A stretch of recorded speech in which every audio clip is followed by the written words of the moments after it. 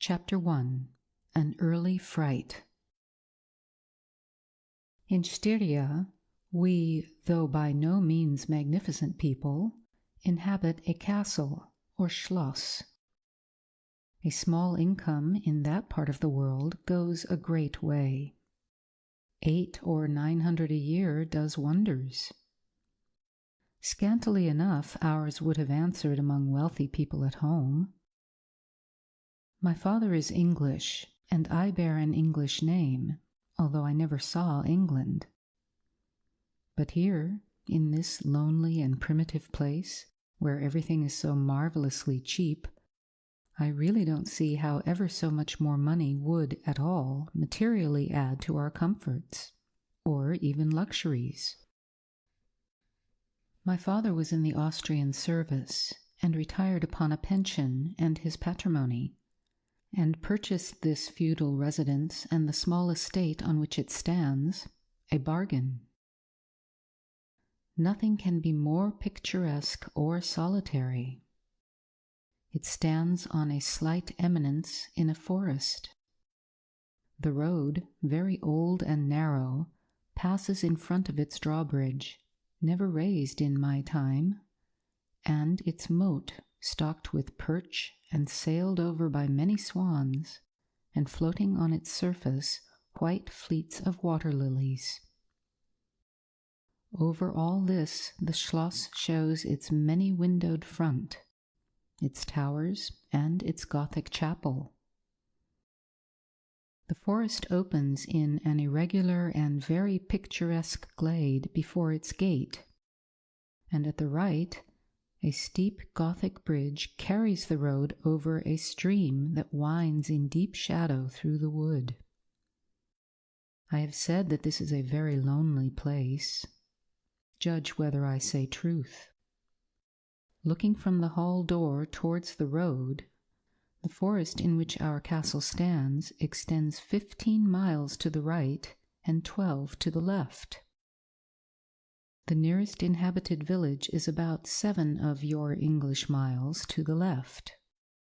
The nearest inhabited Schloss of any historic associations is that of old General Spielsdorf, nearly 20 miles away to the right.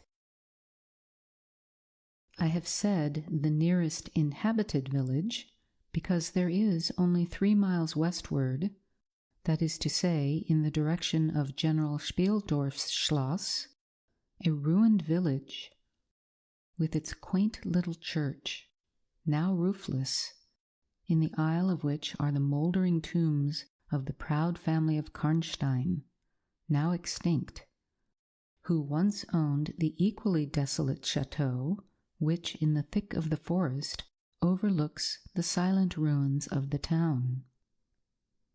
Respecting the cause of the desertion of this striking and melancholy spot, there is a legend, which I shall relate to you another time.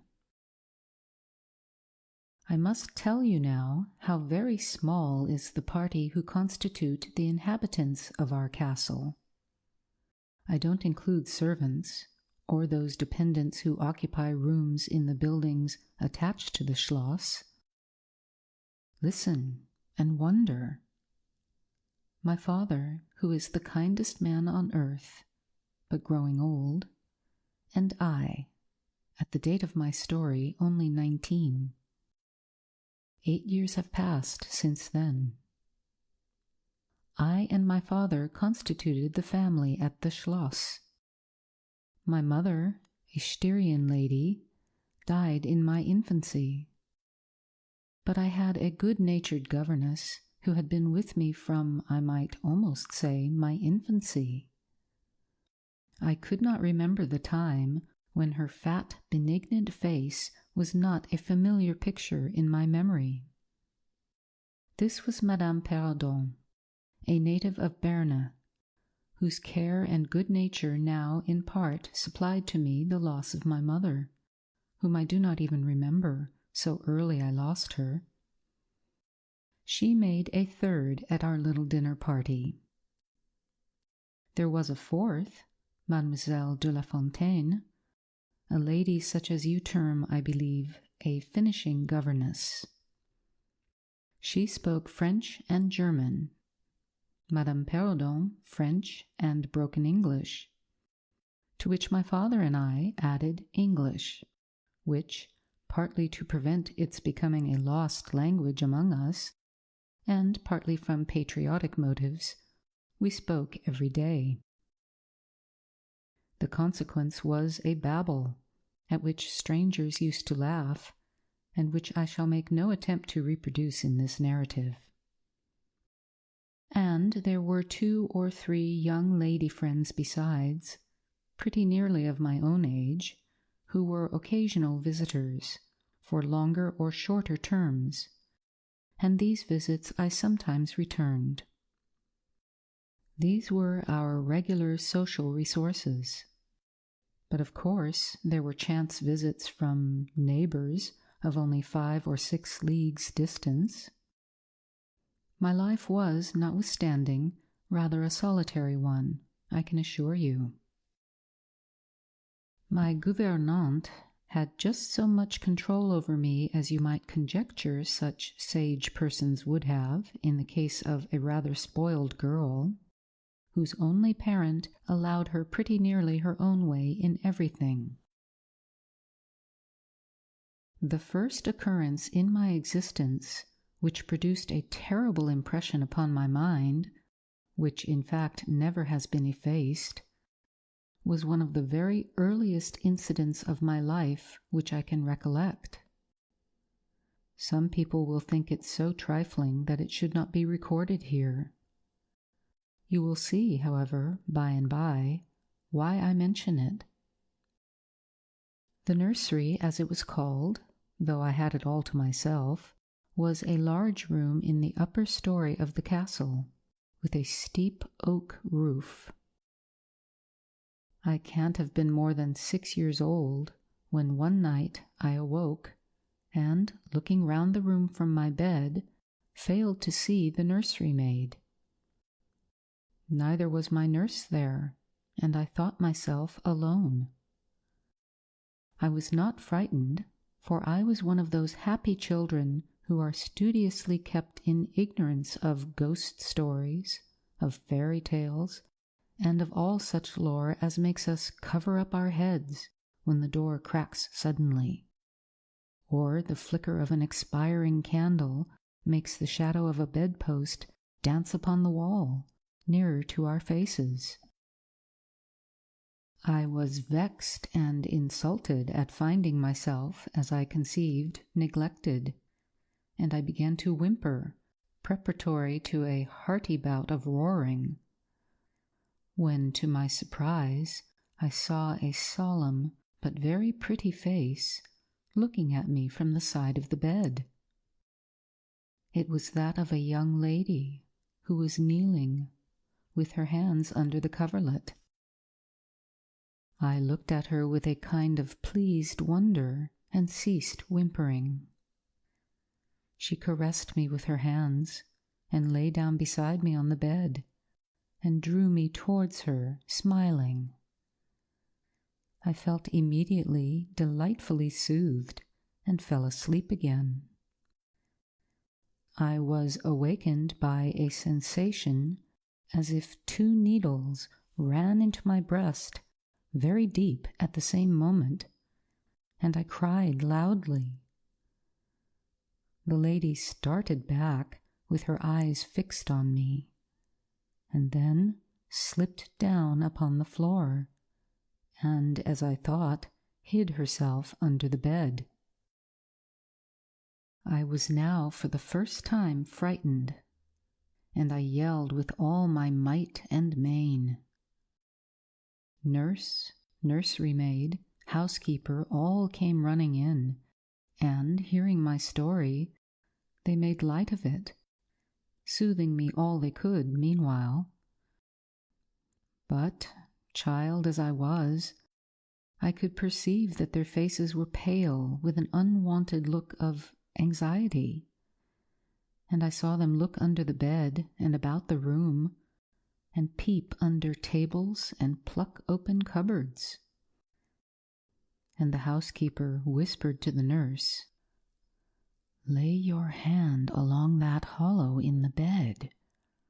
Someone did lie there, so sure as you did not. The place is still warm." I remember the nursery maid petting me, and all three examining my chest, where I told them I felt the puncture, and pronouncing that there was no sign visible that any such thing had happened to me. The housekeeper and the two other servants who were in charge of the nursery remained sitting up all night, and from that time a servant always sat up in the nursery until I was about 14. I was very nervous for a long time after this. A doctor was called in. He was pallid and elderly. How well I remember his long, saturnine face, slightly pitted with smallpox, and his chestnut wig. For a good while, every second day, he came and gave me medicine, which, of course, I hated. The morning after I saw this apparition, I was in a state of terror, and could not bear to be left alone, daylight though it was, for a moment. I remember my father coming up and standing at the bedside, and talking cheerfully, and asking the nurse a number of questions, and laughing very heartily at one of the answers, and patting me on the shoulder, and kissing me, and telling me not to be frightened, that it was nothing but a dream, and could not hurt me. But I was not comforted, for I knew the visit of the strange woman was not a dream, and I was awfully frightened. I was a little consoled by the nursery maid's assuring me that it was she who had come and looked at me, and lain down beside me in the bed, and that I must have been half dreaming not to have known her face. But this, though supported by the nurse, did not quite satisfy me. I remembered in the course of that day a venerable old man in a black cassock coming into the room with the nurse and housekeeper, and talking a little to them and very kindly to me. His face was very sweet and gentle, and he told me they were going to pray, and joined my hands together and desired me to say, softly, while they were praying, "Lord, hear all good prayers for us, for Jesus' sake." I think these were the very words, for I often repeated them to myself, and my nurse used for years to make me say them in my prayers. I remembered so well the thoughtful, sweet face of that white-haired old man in his black cassock, as he stood in that rude, lofty, brown room, with the clumsy furniture of a fashion 300 years old about him, and the scanty light entering its shadowy atmosphere through the small lattice. He kneeled, and the three women with him, and he prayed aloud with an earnest, quavering voice for what appeared to me a long time. I forget all my life preceding that event, and for some time after it is all obscure also. But the scenes I have just described stand out, vivid as the isolated pictures of the phantasmagoria surrounded by darkness. End of Chapter 1.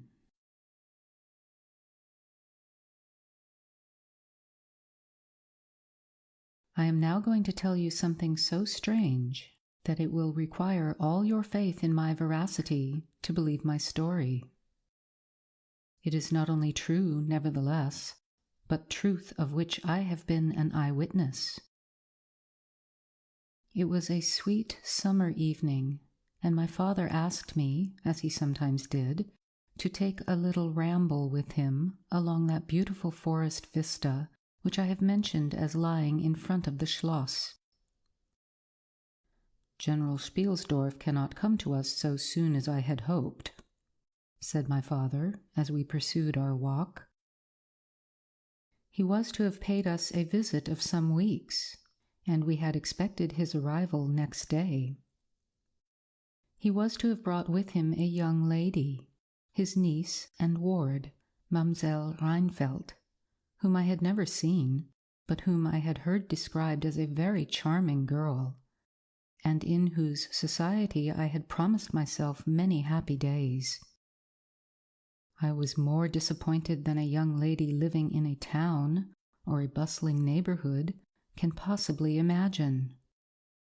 This visit and the new acquaintance it promised had furnished my daydream for many weeks. "And how soon does he come?" I asked. "Not till autumn. Not for 2 months, I dare say," he answered. "And I am very glad now, dear, that you never knew Mamselle Rheinfeldt." "And why?" I asked, both mortified and curious. "Because the poor young lady is dead," he replied. "I quite forgot I had not told you, but you were not in the room when I received the General's letter this evening."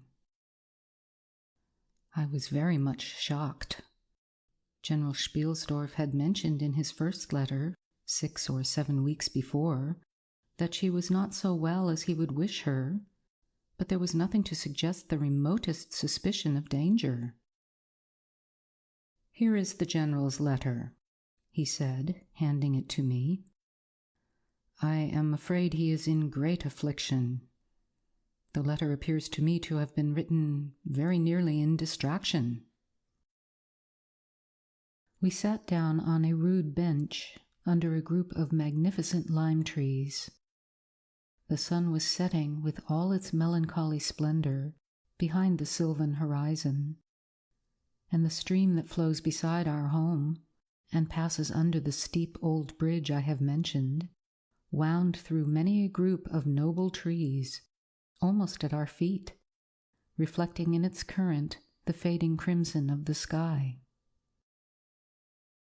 General Spielsdorf's letter was so extraordinary, so vehement, and in some places so self-contradictory, that I read it over twice, the second time aloud to my father, and was still unable to account for it, except by supposing that grief had unsettled his mind. It said, "I have lost my darling daughter, for as such I loved her. During the last days of dear Bertha's illness, I was not able to write to you. Before then, I had no idea of her danger. I have lost her, and now learn all. Too late. She died in the peace of innocence and in the glorious hope of a blessed futurity. The fiend who betrayed our infatuated hospitality has done it all. I thought I was receiving into my house innocence, gaiety, a charming companion for my lost Bertha. Heavens, what a fool have I been! I thank God my child died without a suspicion of the cause of her sufferings.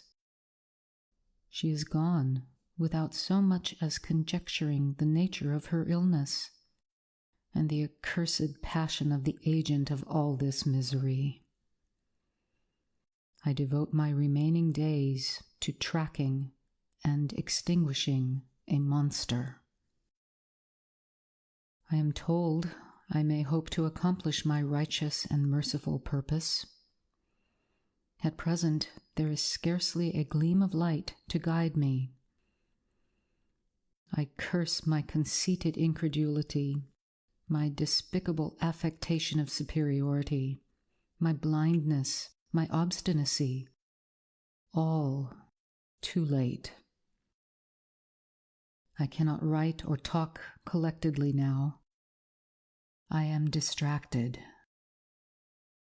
So soon as I shall have a little recovered, I mean to devote myself for a time to inquiry, which may possibly lead me as far as Vienna.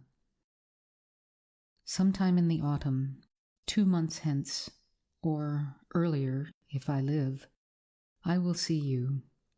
That is, if you permit me. I will then tell you all that I scarce dare put upon paper now.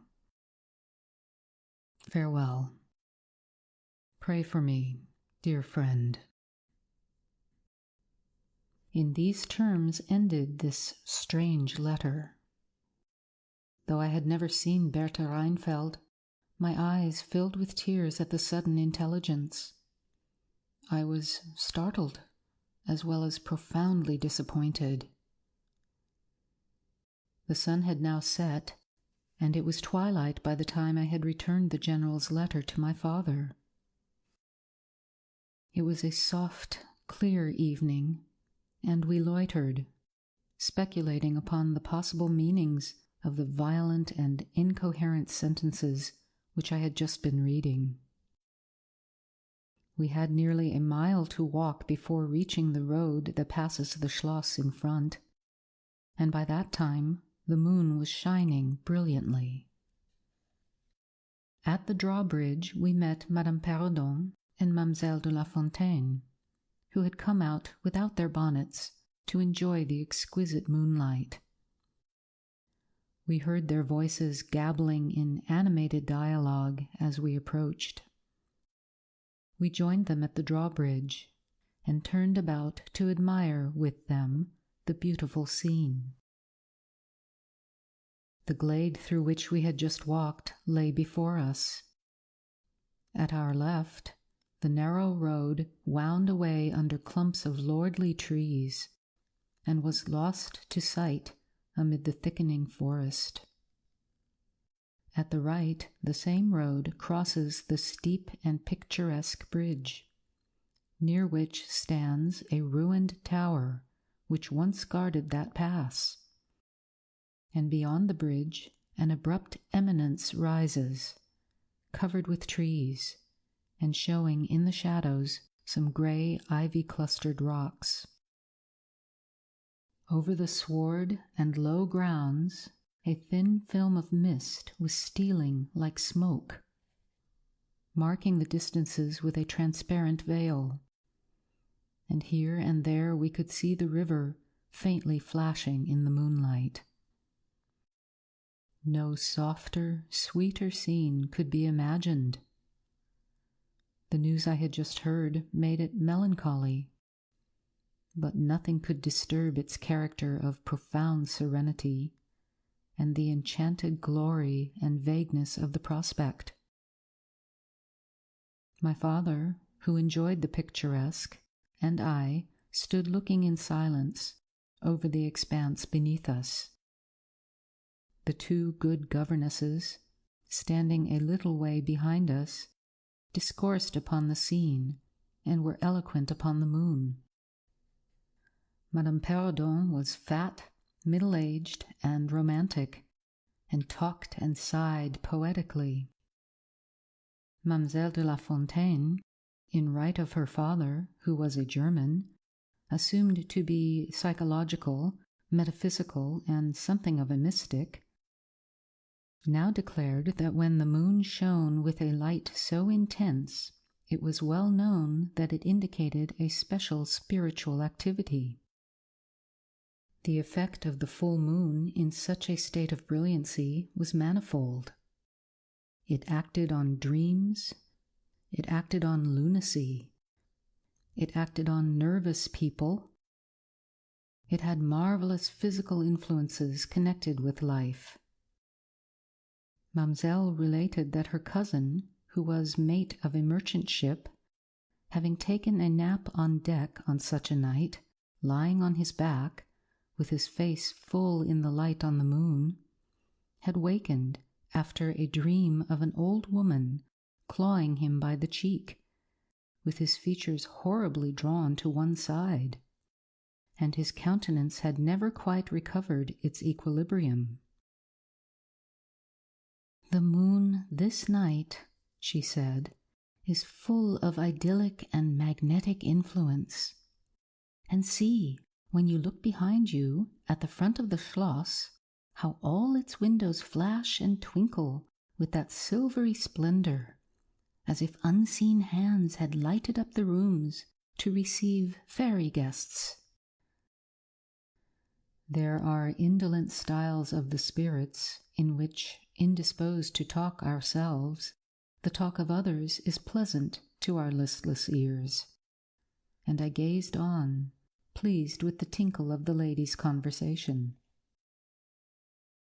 "I've got into one of my moping moods tonight," said my father after a silence, and, quoting Shakespeare, whom, by way of keeping up our English, he used to read aloud, he said, "In truth I know not why I am so sad.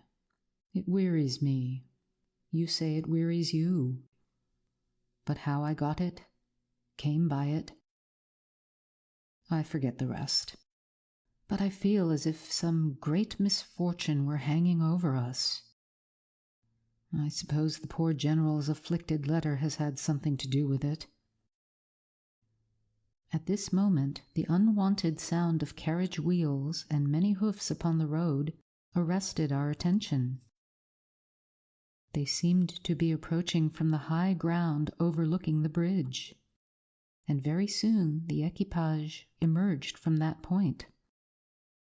2 horsemen first crossed the bridge, then came a carriage drawn by 4 horses, and 2 men rode behind.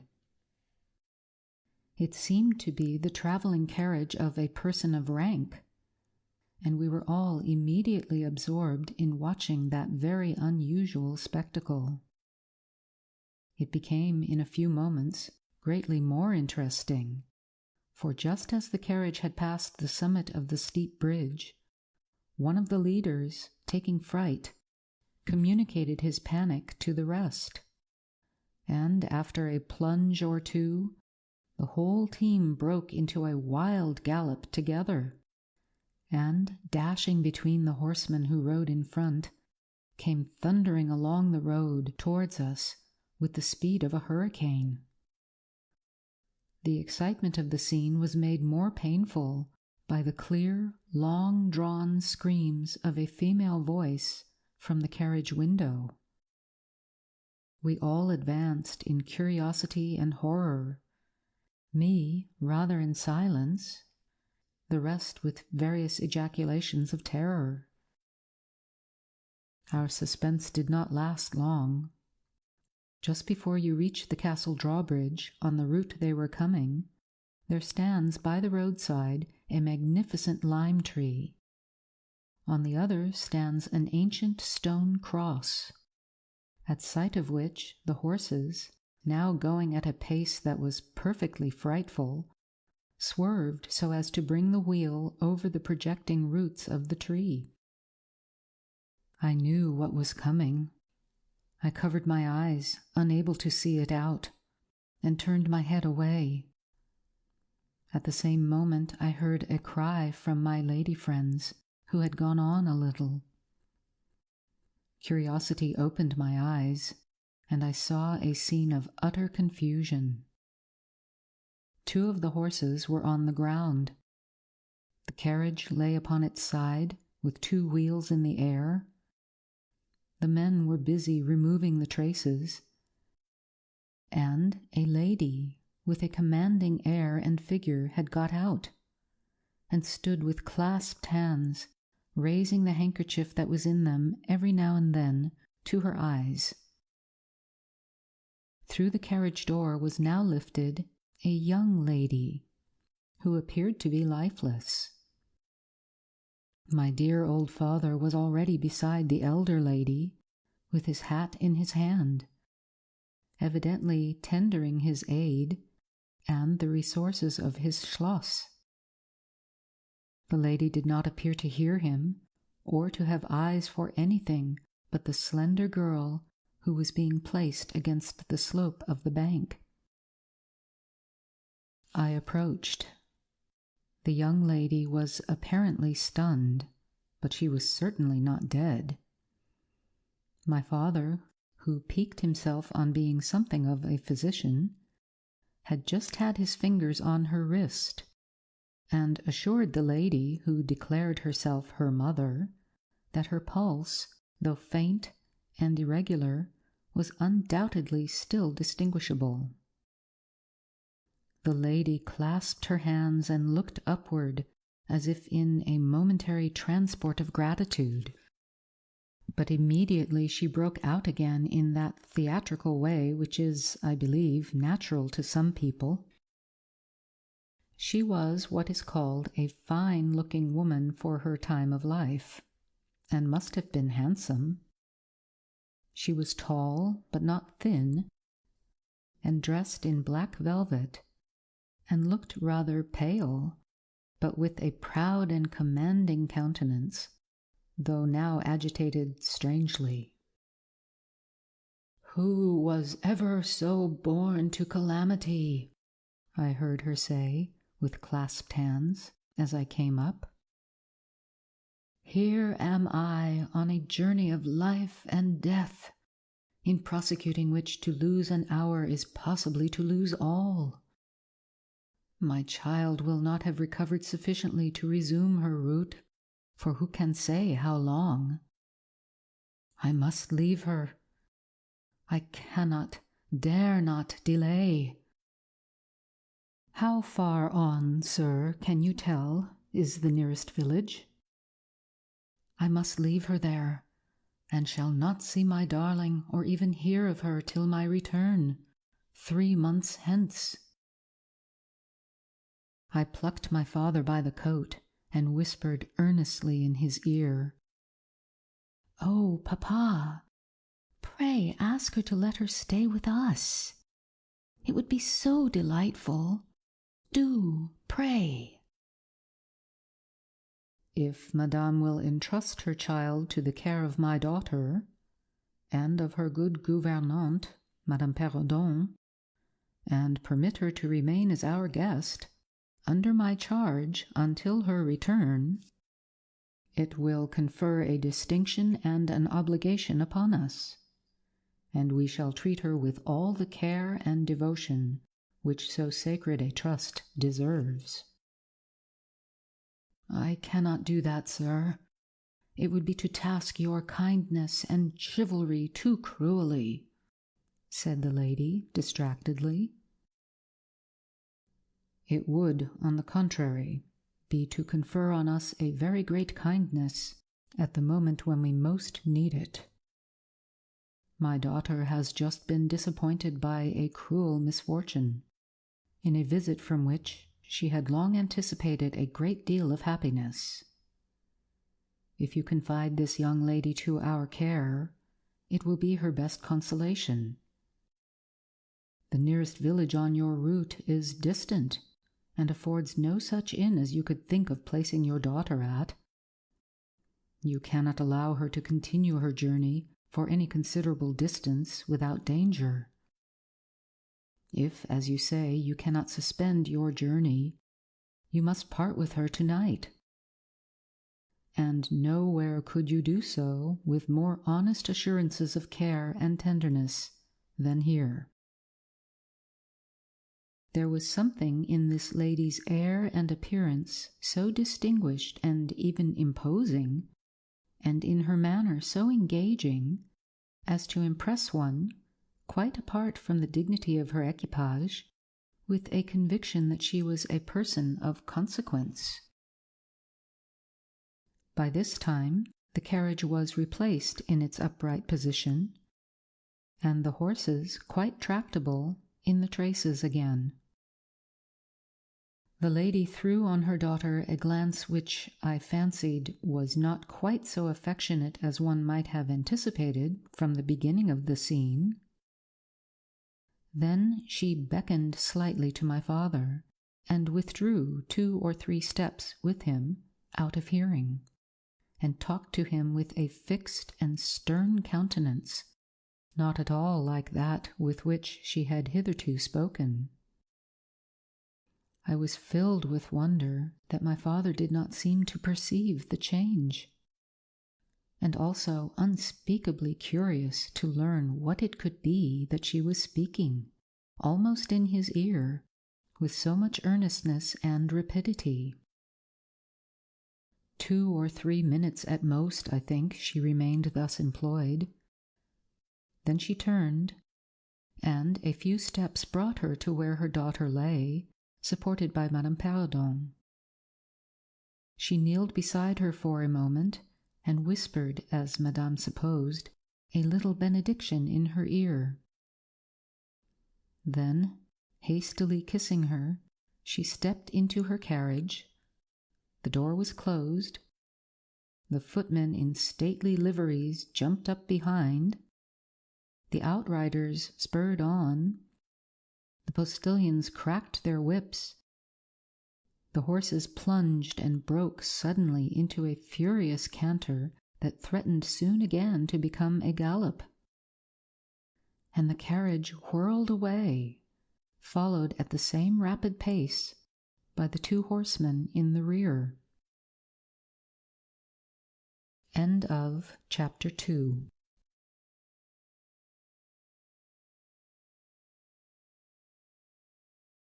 We followed the cortege with our eyes until it was swiftly lost to sight in the misty wood, and the very sound of the hoofs and the wheels died away in the silent night air. Nothing remained to assure us that the adventure had not been an illusion of a moment, but the young lady who just at that moment opened her eyes. I could not see, for her face was turned from me, but she raised her head, evidently looking about her, and I heard a very sweet voice ask complainingly, "Where is Mamma?" Our good Madame Perrodon answered tenderly, and added some comfortable assurances. I then heard her ask, "Where am I? What is this place?"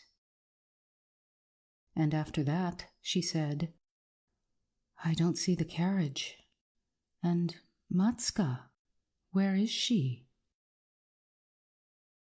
Madame answered all her questions in so far as she understood them, and gradually the young lady remembered how the misadventure came about, and was glad to hear that no one in or in attendance on the carriage was hurt. And on learning that her mamma had left her here, till her return in about 3 months, she wept. I was going to add my consolations to those of Madame Perrodon, when Mademoiselle de la Fontaine placed her hand upon my arm, saying, "Don't approach.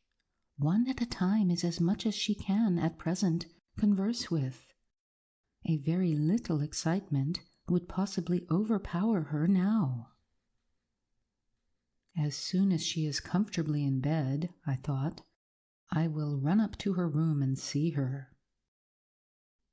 My father, in the meantime, had sent a servant on horseback for the physician, who lived about 2 leagues away, and a bedroom was being prepared for the young lady's reception. The stranger now rose, and, leaning on Madame's arm, walked slowly over the drawbridge and into the castle gate. In the hall, servants waited to receive her, and she was conducted forthwith to her room. The room we usually sat in as our drawing-room is long, having 4 windows that looked over the moat and drawbridge upon the forest scene I have just described. It is furnished in old carved oak, with large carved cabinets, and the chairs are cushioned with crimson Utrecht velvet.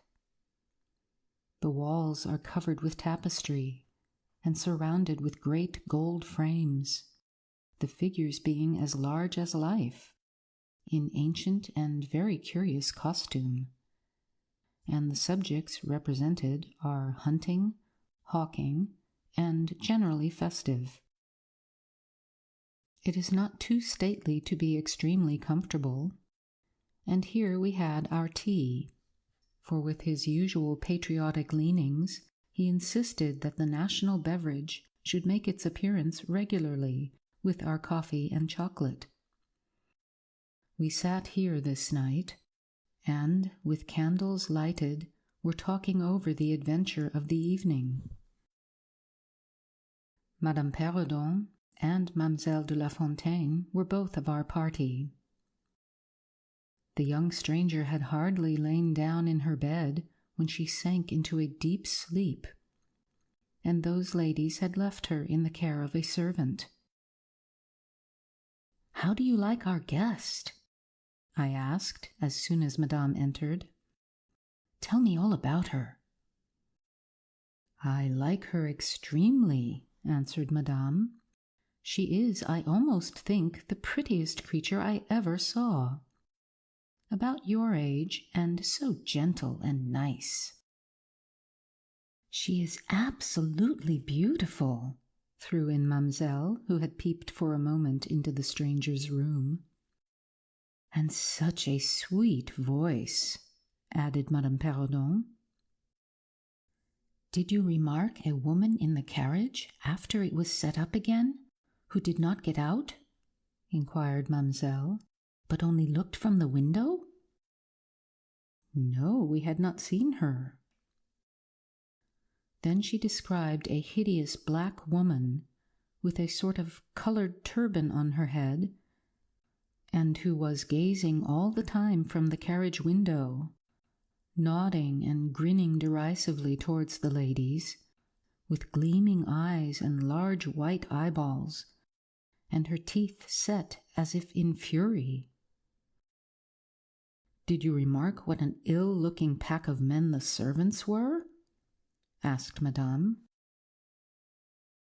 "Yes," said my father, who had just come in. "Ugly, hang-dog-looking fellows as ever I beheld in my life. I hope they mayn't rob the poor lady in the forest. They are clever rogues, however.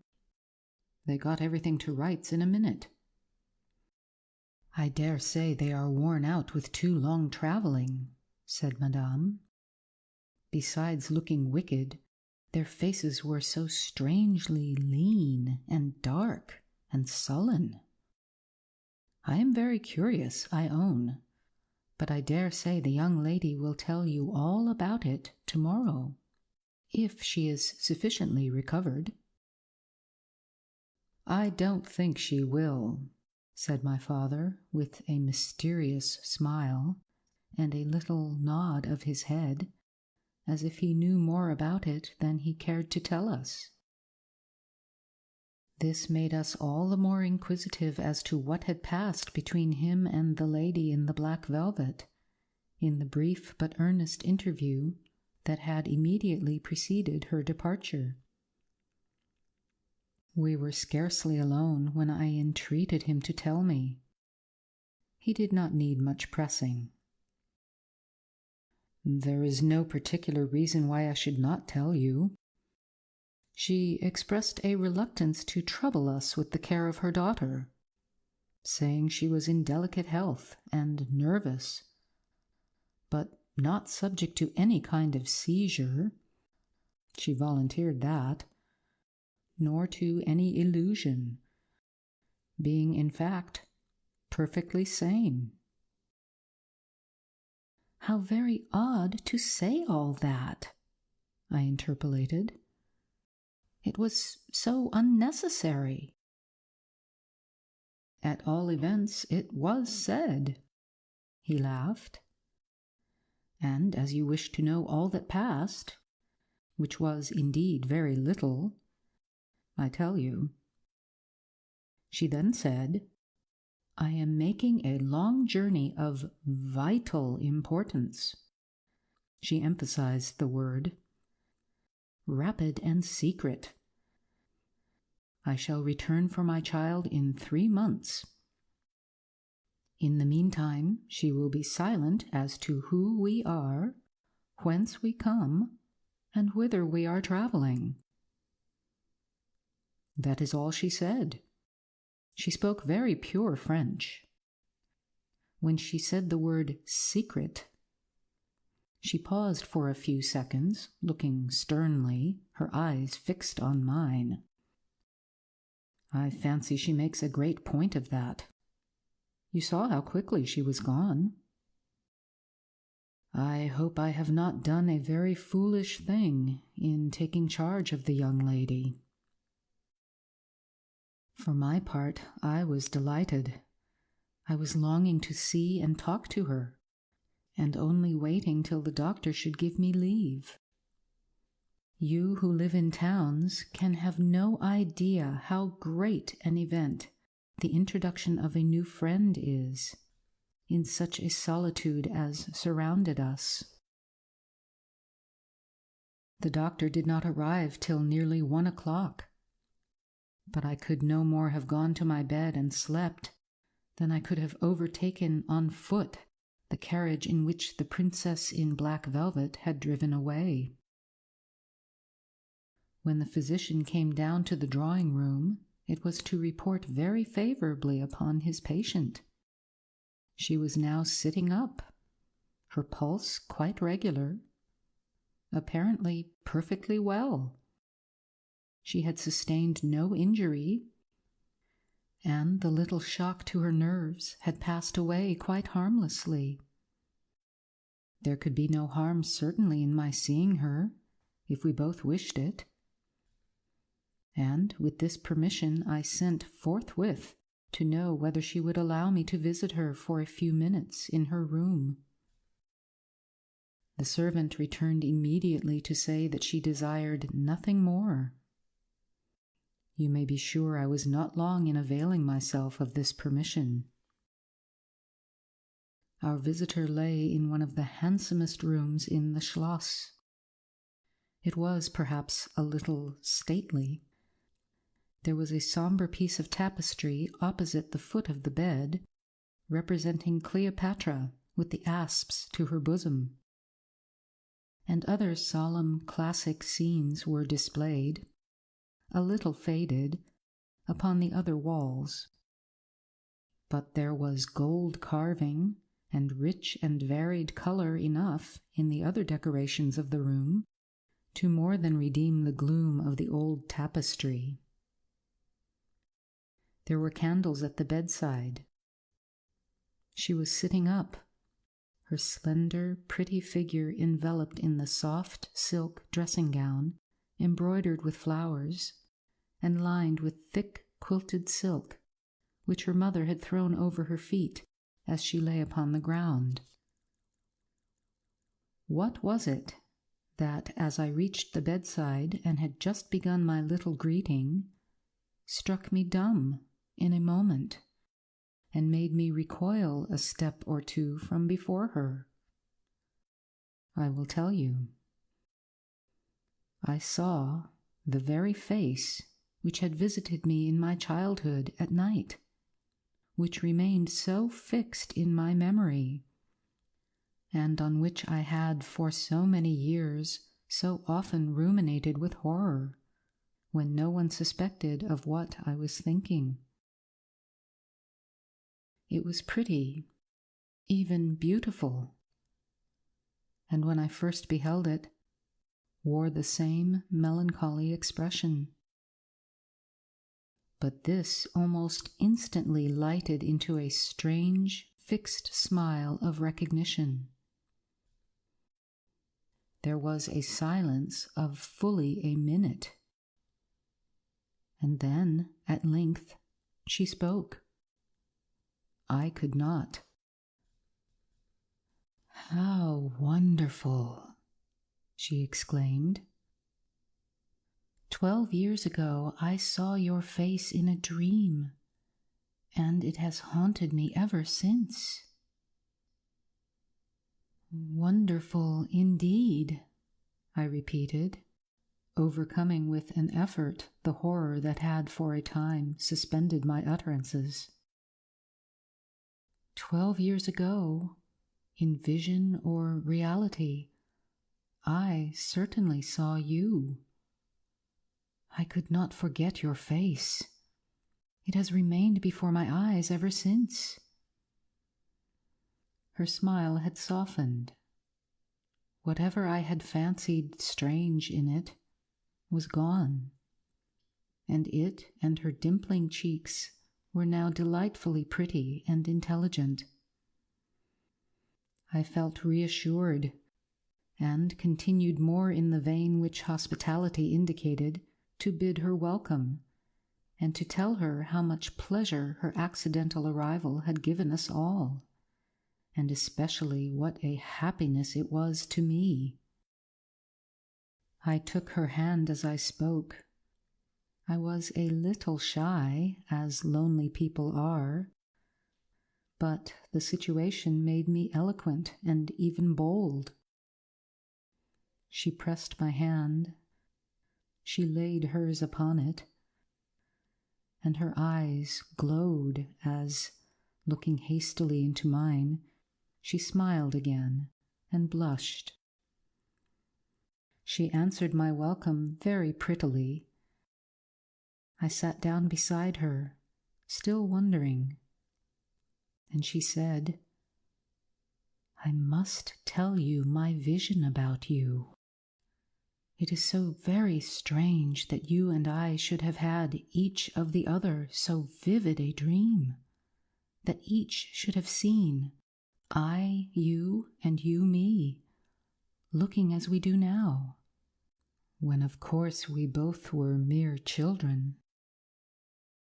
I was a child, about 6 years old, and I awoke from a confused and troubled dream, and found myself in a room unlike my nursery, wainscoted clumsily in some dark wood, and with cupboards and bedsteads and chairs and benches placed about it. The beds were, I thought, all empty, and the room itself without anyone but myself in it. And I, after looking about me for some time, and admiring especially an iron candlestick with 2 branches, which I should certainly know again, crept under one of the beds to reach the window. But as I got from under the bed, I heard someone crying, and looking up while I was still upon my knees, I saw you, most assuredly you, as I see you now, a beautiful young lady, with golden hair and large blue eyes, and lips, your lips, you as you are here. Your looks won me. I climbed on the bed and put my arms about you, and I think we both fell asleep again. I was aroused by a scream. You were sitting up, screaming. I was frightened, and slipped down upon the ground, and, it seemed to me, lost consciousness for a moment. And when I came to myself, I was again in my nursery at home. Your face I have never forgotten since. I could not be misled by mere resemblance. You are the lady whom I saw then. It was now my turn to relate my corresponding vision, which I did, to the undisguised wonder of my new acquaintance. "I don't know which should be most afraid of the other," she said, again smiling. "If you were less pretty, I think I should be very much afraid of you. But being as you are, and you and I both so young, I feel only that I have made your acquaintance 12 years ago, and have already a right to your intimacy. At all events, it does seem as if we were destined from our earliest childhood to be friends.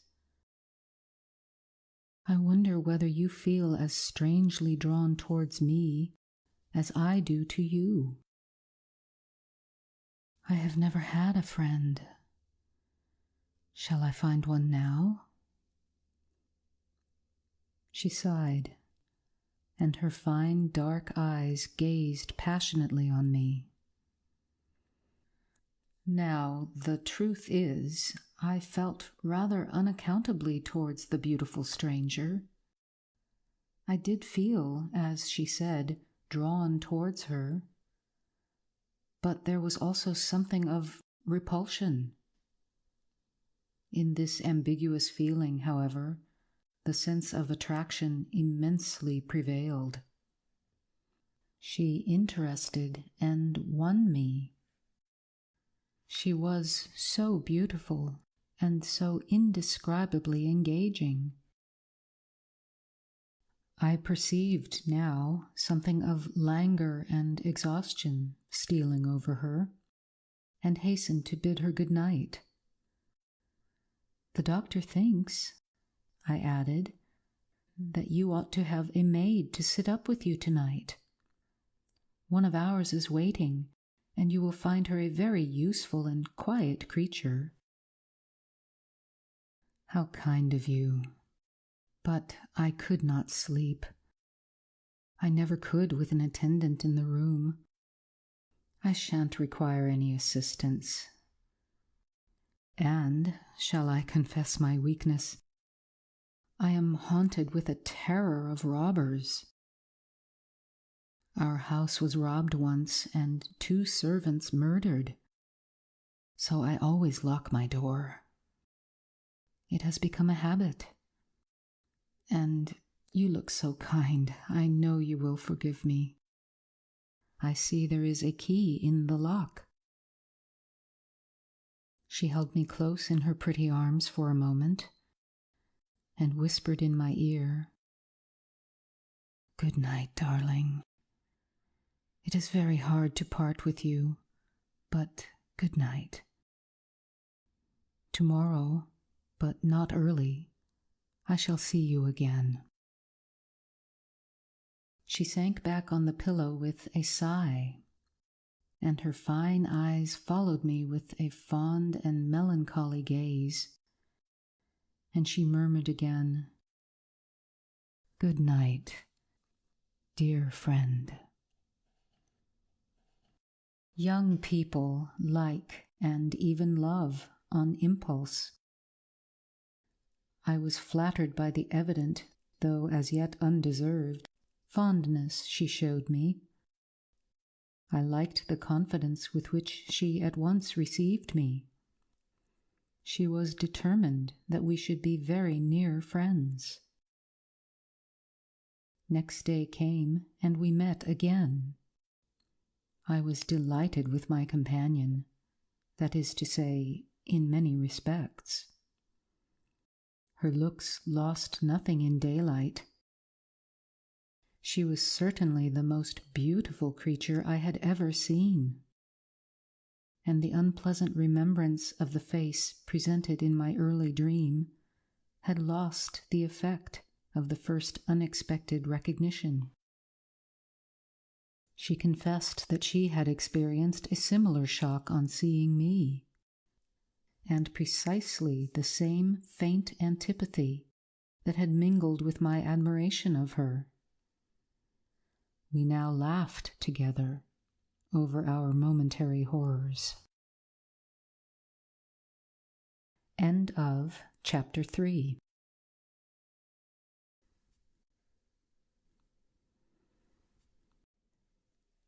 I told you that I was charmed with her, in most particulars.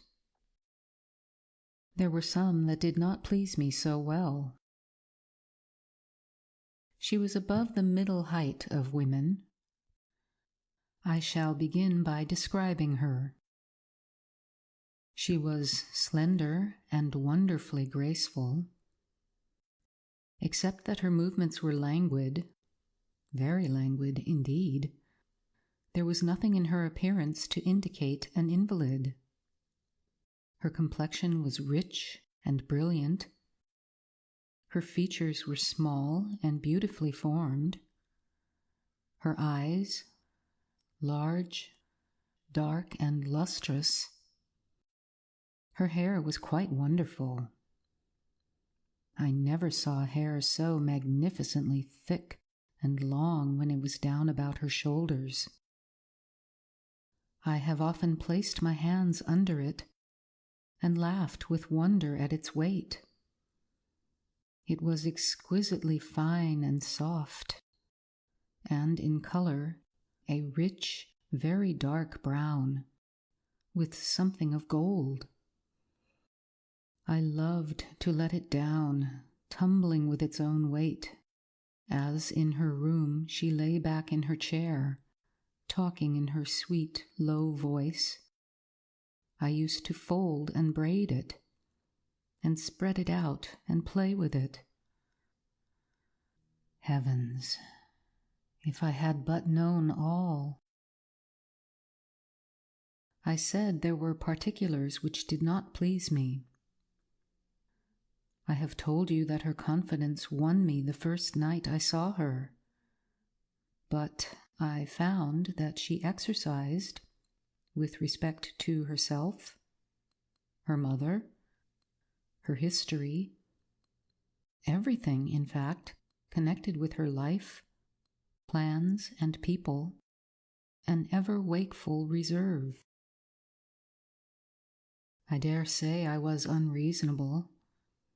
Perhaps I was wrong. I dare say I ought to have respected the solemn injunction laid upon my father by the stately lady in black velvet. But curiosity is a restless and unscrupulous passion, and no one girl can endure with patience that hers should be baffled by another. What harm could it do anyone to tell me what I so ardently desired to know? Had she no trust in my good sense or honor? Why would she not believe me when I assured her so solemnly that I would not divulge one syllable of what she told me to any mortal breathing? There was a coldness, it seemed to me, beyond her years, in her smiling, melancholy, persistent refusal to afford me the least ray of light. I cannot say we quarreled upon this point, for she would not quarrel upon any. It was, of course, very unfair of me to press her, very ill-bred, but I really could not help it, and I might just as well have let it alone. What she did tell me amounted, in my unconscionable estimation, to nothing.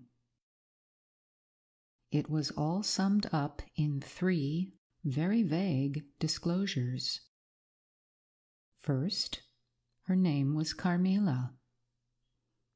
Second, her family was very ancient and noble.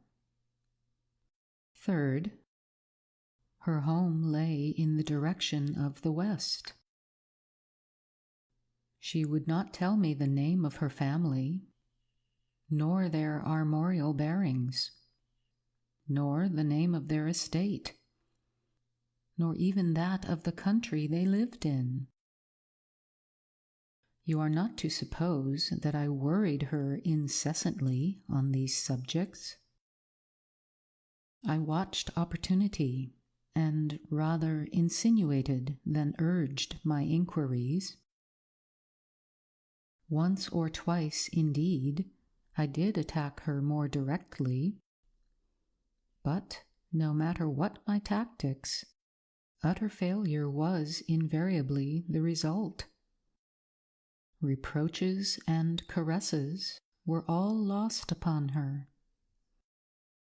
But I must add this, that her evasion was conducted with so pretty a melancholy and deprecation, with so many and even passionate declarations of her liking for me, and trust in my honor, and with so many promises that I should at last know all, that I could not find it in my heart long to be offended with her. She used to place her pretty arms about my neck, draw me to her, and, laying her cheek to mine, murmur with her lips near my ear, "Dearest, your little heart is wounded. Think me not cruel because I obey the irresistible law of my strength and weakness. If your dear heart is wounded, my wild heart bleeds with yours. In the rapture of my enormous humiliation, I live in your warm life, and you shall die.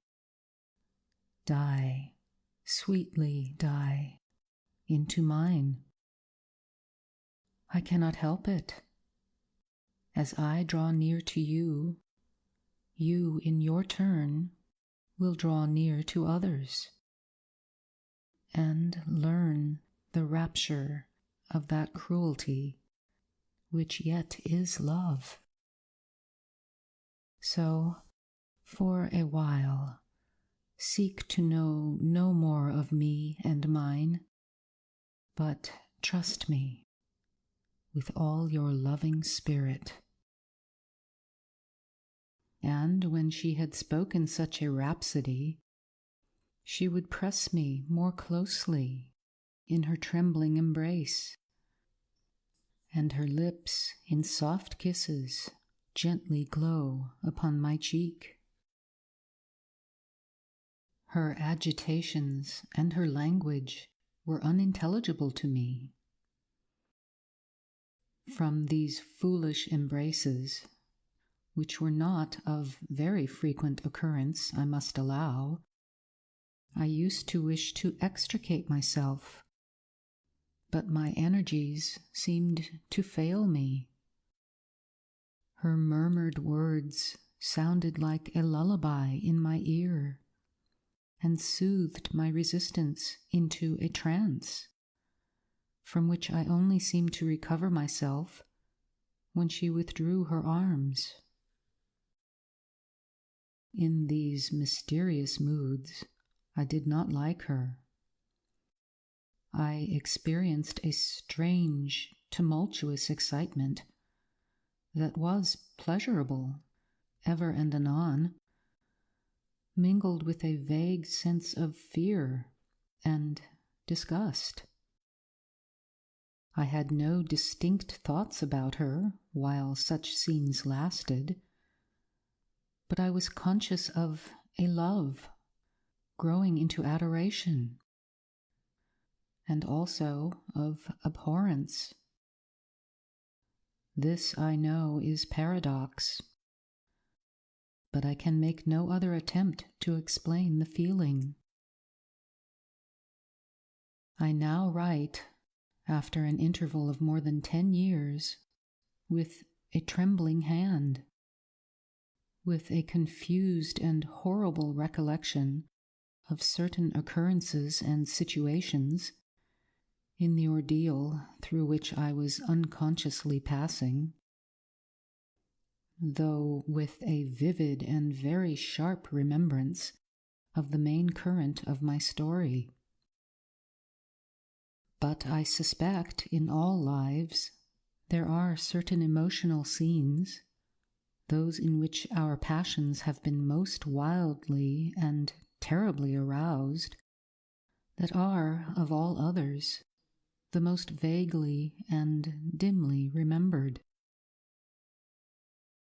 Sometimes, after an hour of apathy, my strange and beautiful companion would take my hand and hold it with a fond pressure, renewed again and again, blushing softly, gazing in my face with languid and burning eyes, and breathing so fast that her dress rose and fell with the tumultuous respiration. It was like the ardor of a lover. It embarrassed me. It was hateful, and yet overpowering.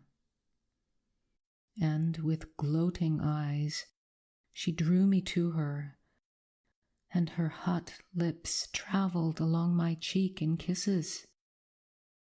And she would whisper, almost in sobs, "You are mine. You shall be mine. You and I are one forever." Then she had thrown herself back in her chair, with her small hands over her eyes, leaving me trembling. "Are we related?" I used to ask. "What can you mean by all this? I remind you perhaps of someone whom you love. But you must not. I hate it. I don't know you. I don't know myself when you look so and talk so." She used to sigh at my vehemence, then turn away and drop my hand. Respecting these very extraordinary manifestations, I strove in vain to form any satisfactory theory. I could not refer them to affectation or trick. It was unmistakably the momentary breaking out of suppressed instinct and emotion. Was she, notwithstanding her mother's volunteered denial, subject to brief visitations of insanity? Or was there here a disguise and a romance? I had read in old storybooks of such things. What if a boyish lover had found his way into the house and sought to prosecute his suit in masquerade, with the assistance of a clever old adventuress? But there were many things against this hypothesis, highly interesting as it was to my vanity. I could boast of no little attentions, such as masculine gallantry delights to offer. Between these passionate moments, there were long intervals of commonplace, of gaiety, of brooding melancholy, during which, except that I detected her eyes so full of melancholy fire, following me at times, I might have been as nothing to her. Except in these brief periods of mysterious excitement, her ways were girlish, and there was always a languor about her, quite incompatible with a masculine system in a state of health. In some respects, her habits were odd, perhaps not so singular in the opinion of a town lady like you as they appeared to us rustic people. She used to come down very late, generally not till 1 o'clock. She would then take a cup of chocolate, but eat nothing. We then went out for a walk, which was a mere saunter, and she seemed almost immediately exhausted, and either returned to the Schloss or sat on one of the benches that were placed here and there among the trees. This was a bodily languor in which her mind did not sympathize. She was always an animated talker and very intelligent.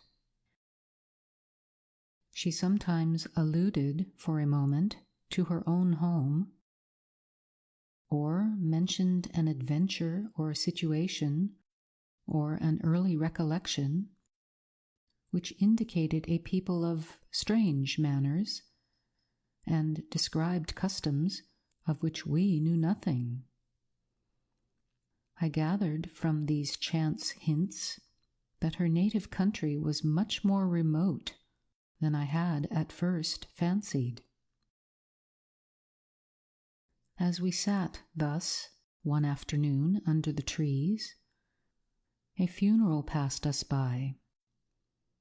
It was that of a pretty young girl whom I had often seen, the daughter of one of the rangers of the forest.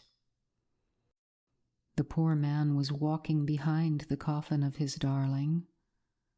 She was his only child, and he looked quite heartbroken. Peasants, walking two and two, came behind. They were singing a funeral hymn. I rose to mark my respect as they passed, and joined in the hymn they were very sweetly singing. My companion shook me a little roughly, and I turned, surprised.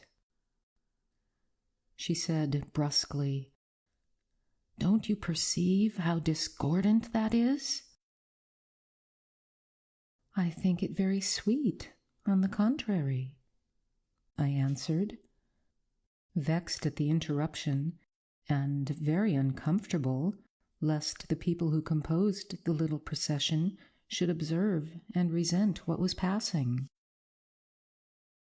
I resumed, therefore, instantly, and was again interrupted. "You pierce my ears," said Carmilla, almost angrily, and stopping her ears with her tiny fingers. "Besides, how can you tell that your religion and mine are the same? Your forms wound me, and I hate funerals. What a fuss! Why, you must die. Everyone must die, and all are happier when they do. Come home." "My father has gone on with the clergyman to the churchyard. I thought you knew she was to be buried today." "She? I don't trouble my head about peasants. I don't know who she is," answered Carmilla, with a flash from her fine eyes. "She is the poor girl who fancied she saw a ghost a fortnight ago, and has been dying ever since, till yesterday, when she expired." "Tell me nothing about ghosts. I shan't sleep tonight if you do." "I hope there is no plague or fever coming. All this looks very like it," I continued. "The swineherd's young wife died only a week ago, and she thought something seized her by the throat as she lay in her bed, and nearly strangled her. Papa says such horrible fancies do accompany some forms of fever. She was quite well the day before. She sank afterwards, and died before a week." "Well, her funeral is over, I hope, and her hymn sung, and our ears shan't be tortured with that discord and jargon. It has made me nervous. Sit down here beside me. Sit close. Hold my hand. Press it hard, hard, harder." We had moved a little back and had come to another seat. She sat down. Her face underwent a change that alarmed and even terrified me for a moment. It darkened and became horribly livid. Her teeth and hands were clenched, and she frowned and compressed her lips while she stared down upon the ground at her feet and trembled all over with a continued shudder as irrepressible as ague. All her energies seemed strained to suppress a fit with which she was then breathlessly tugging. And at length, a low, convulsive cry of suffering broke from her, and gradually the hysteria subsided. "There, that comes of strangling people with hymns," she said at last. Hold me still. It is passing away." And so gradually it did, and perhaps to dissipate the somber impression which the spectacle had left upon me, she became unusually animated and chatty. And so we got home. This was the first time I had seen her exhibit any definable symptoms of that delicacy of health which her mother had spoken of. It was the first time, also, I had seen her exhibit anything like temper. Both passed away like a summer cloud, and never but once afterwards did I witness on her part a momentary sign of anger. I will tell you how it happened. She and I were looking out of one of the long drawing-room windows when there entered the courtyard, over the drawbridge, a figure of a wanderer whom I knew very well. He used to visit the Schloss generally twice a year.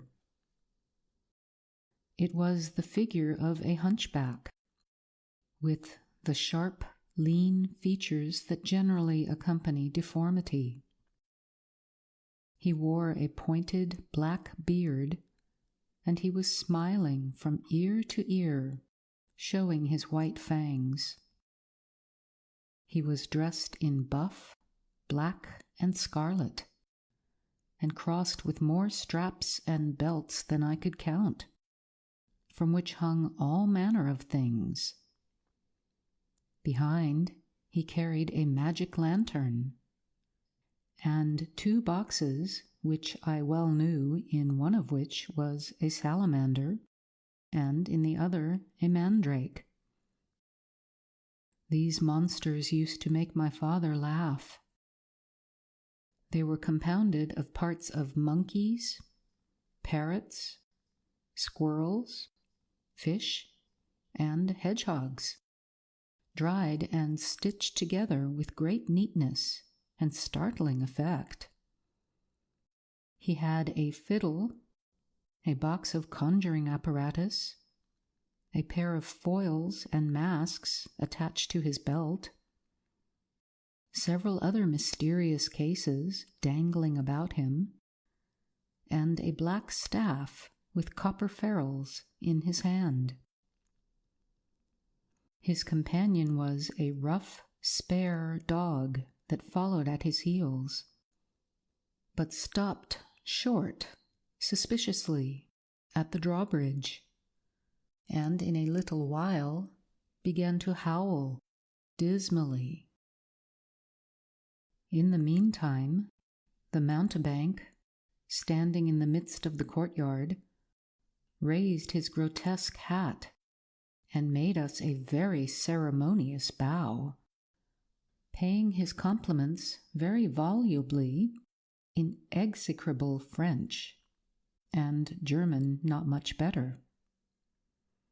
Then, disengaging his fiddle, he began to scrape a lively air, to which he sang with a merry discord, dancing with ludicrous airs and activity that made me laugh, in spite of the dog's howling. Then he advanced to the window with many smiles and salutations, and his hat in his left hand, his fiddle under his arm. And, with a fluency that never took breath, he gabbled a long advertisement of all his accomplishments and the resources of the various arts which he placed at our service, and the curiosities and entertainments which it was in his power, at our bidding, to display. "Will your ladyships be pleased to buy an amulet against the upir, which is going like the wolf, I hear, through these woods?" he said, dropping his hat on the pavement. "They are dying of it, right and left. And here is a charm that never fails. Only pinned to the pillow, and you may laugh in his face." These charms consisted of oblong slips of vellum with Kabbalistic ciphers and diagrams upon them. Carmilla instantly purchased one, and so did I. He was looking up, and we were smiling down upon him, amused. At least, I can answer for myself. His piercing black eye, as he looked up in our faces, seemed to detect something that fixed for a moment his curiosity. In an instant, he unrolled a leather case full of all manner of odd little steel instruments. "See here, my lady," he said, displaying it, and addressing me. "I profess, among other things less useful, the art of dentistry." "Plague take the dog," he interpolated. "Silence, beast. He howls so that your ladyships can scarcely hear a word. Your noble friend, the young lady at your right, has the sharpest tooth. Long, thin, pointed like an awl, like a needle. Ha ha! With my sharp and long sight as I look up, I have seen it distinctly. Now, if it happens to hurt the young lady, and I think it must, here am I. Here are my file, my punch, my nippers. I will make it round and blunt, if her ladyship pleases. No longer the tooth of a fish, but of a beautiful young lady as she is. Eh? Is the young lady displeased? Have I been too bold? Have I offended her?" The young lady, indeed, looked very angry as she drew back from the window. "How dares that mountebank insult us so? Where is your father? I shall demand redress from him. My father would have had the wretch tied up to the pump, and flogged with a cart-whip, and burnt to the bones with the cattle brand." She retired from the window a step or two, and sat down, and had hardly lost sight of the offender when her wrath subsided as suddenly as it had arisen, and she gradually recovered her usual tone, and seemed to forget the little hunchback and his follies. My father was out of spirits that evening.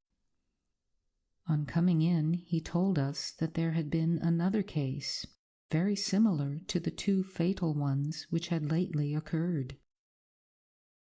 The sister of a young peasant on his estate, only a mile away, was very ill, had been, as she described it, attacked very nearly in the same way, and was now slowly but steadily sinking. All this, said my father, is strictly referable to natural causes. These poor people infect one another with their superstitions, and so repeat in imagination the images of terror that have infested their neighbors. But that very circumstance frightens one horribly, said Carmilla. How so? Inquired my father. I am so afraid of fancying I see such things. I think it would be as bad as reality. We are in God's hands. Nothing can happen without his permission, and all will end well for those who love him. He is our faithful Creator. He has made us all, and will take care of us. Creator? Nature, said the young lady in answer to my gentle father. And this disease that invades the country is natural. Nature.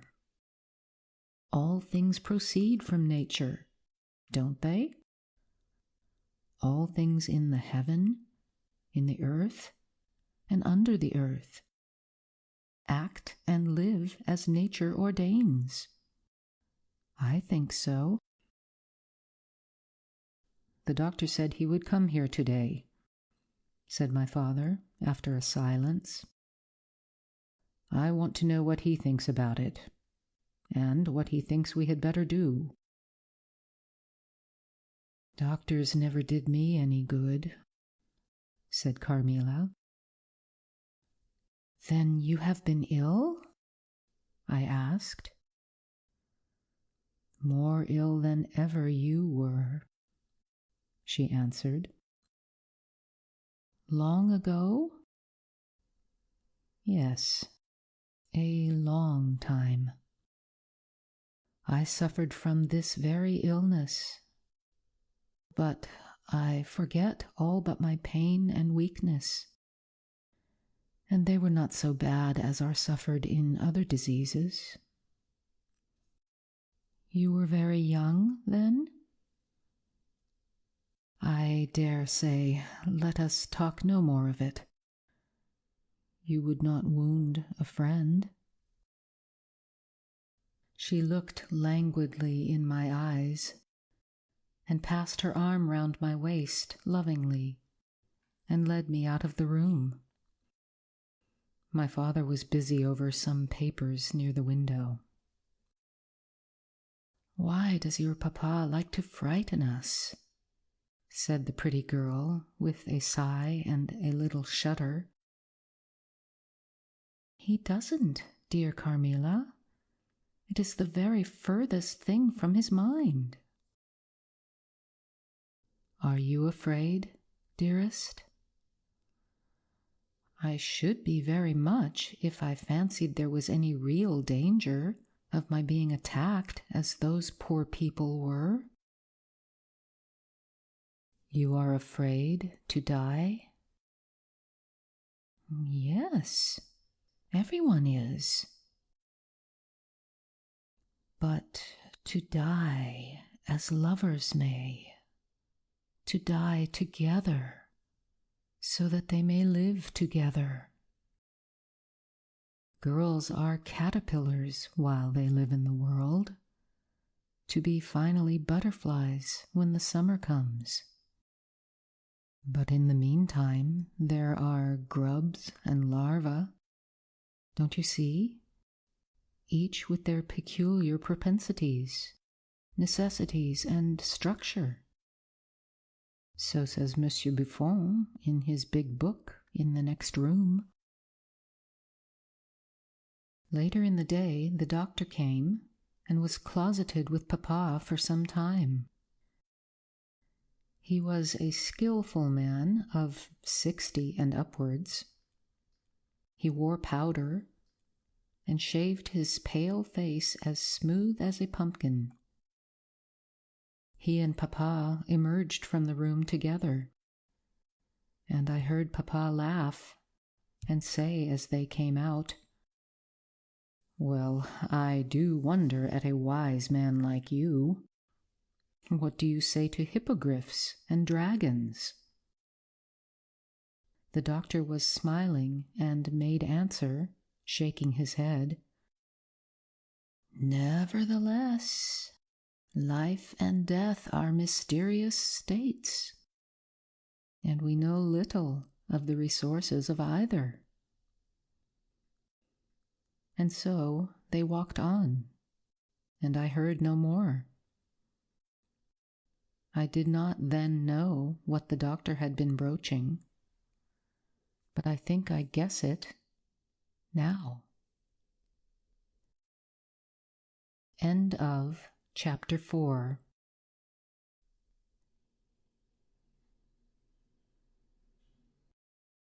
This evening there arrived from Graz the grave, dark-faced son of the picture cleaner, with a horse and cart laden with 2 large packing cases, having many pictures in each. It was a journey of 10 leagues, and whenever a messenger arrived at the Schloss from our little capital of Graz, we used to crowd about him in the hall to hear the news. This arrival created in our secluded quarters quite a sensation. The cases remained in the hall, and the messenger was taken charge of by the servants till he had eaten his supper. Then, with assistants, and armed with hammer, chisel, and turnscrew, he met us in the hall, where we had assembled to witness the unpacking of the cases. Carmilla sat, looking listlessly on, while one after the other the old pictures, nearly all portraits, which had undergone the process of renovation, were brought to light. My mother was of an old Hungarian family, and most of these pictures, which were about to be restored to their places, had come to us through her. My father had a list in his hand from which he read, as the artist rummaged out the corresponding numbers. I don't know that the pictures were very good, but they were undoubtedly very old, and some of them very curious also. They had, for the most part, the merit of being now seen by me, I may say, for the first time, for the smoke and dust of time had all but obliterated them.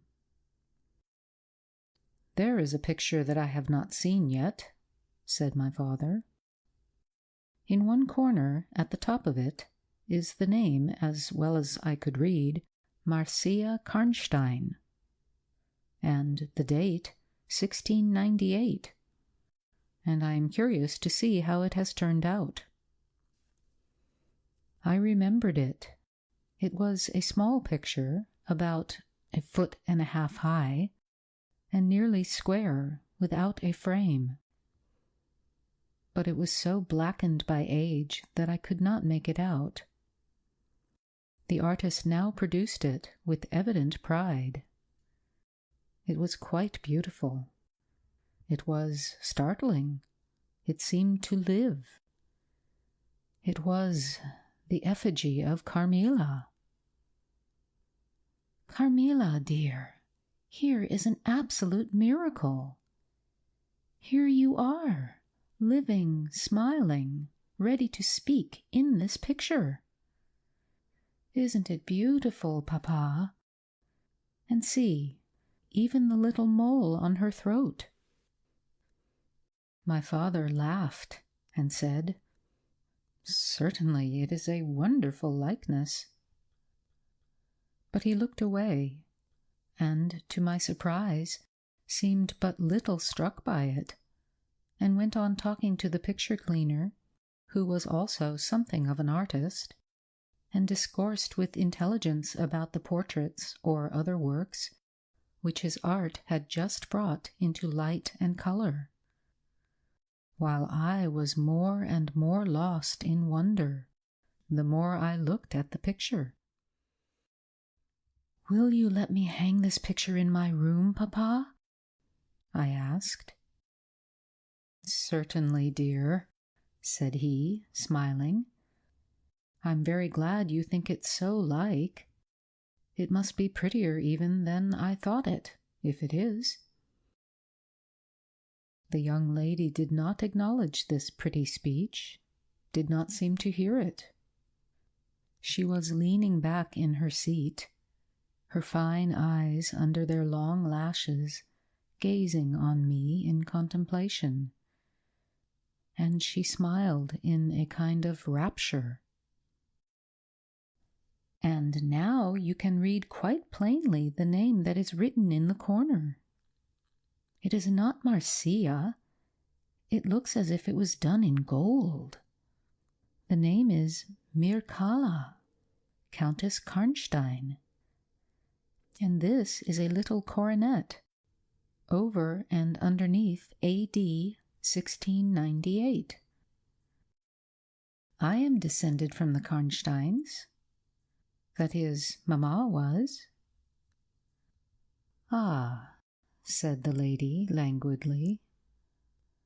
"So am I think. A very long descent, very ancient. Are there any Karnsteins living now?" "None who bear the name, I believe. The family were ruined, I believe, in some civil wars long ago. But the ruins of the castle are only about 3 miles away." "How interesting," she said languidly. "But see, what beautiful moonlight." She glanced through the hall door, which stood a little open. "Suppose you take a little ramble round the court, and look down at the road and river." "It is so like the night you came to us," I said. She sighed, smiling. She rose, and, each with her arm about the other's waist, we walked out upon the pavement. In silence, slowly we walked down to the drawbridge, where the beautiful landscape opened before us. "And so you were thinking of the night I came here?" she almost whispered. "Are you glad I came?" "Delighted, dear Carmilla," I answered. "And you asked for the picture you think like me, to hang in your room," she murmured with a sigh, as she drew her arm closer about my waist and let her pretty head sink upon my shoulder. "How romantic you are, Carmilla," I said. "Whenever you tell me your story, it will be made up chiefly of some one great romance." She kissed me silently. "I am sure, Carmilla, you have been in love, that there is at this moment an affair of the heart going on."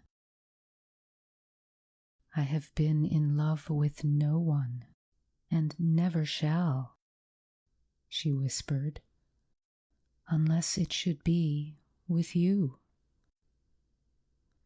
How beautiful she looked in the moonlight!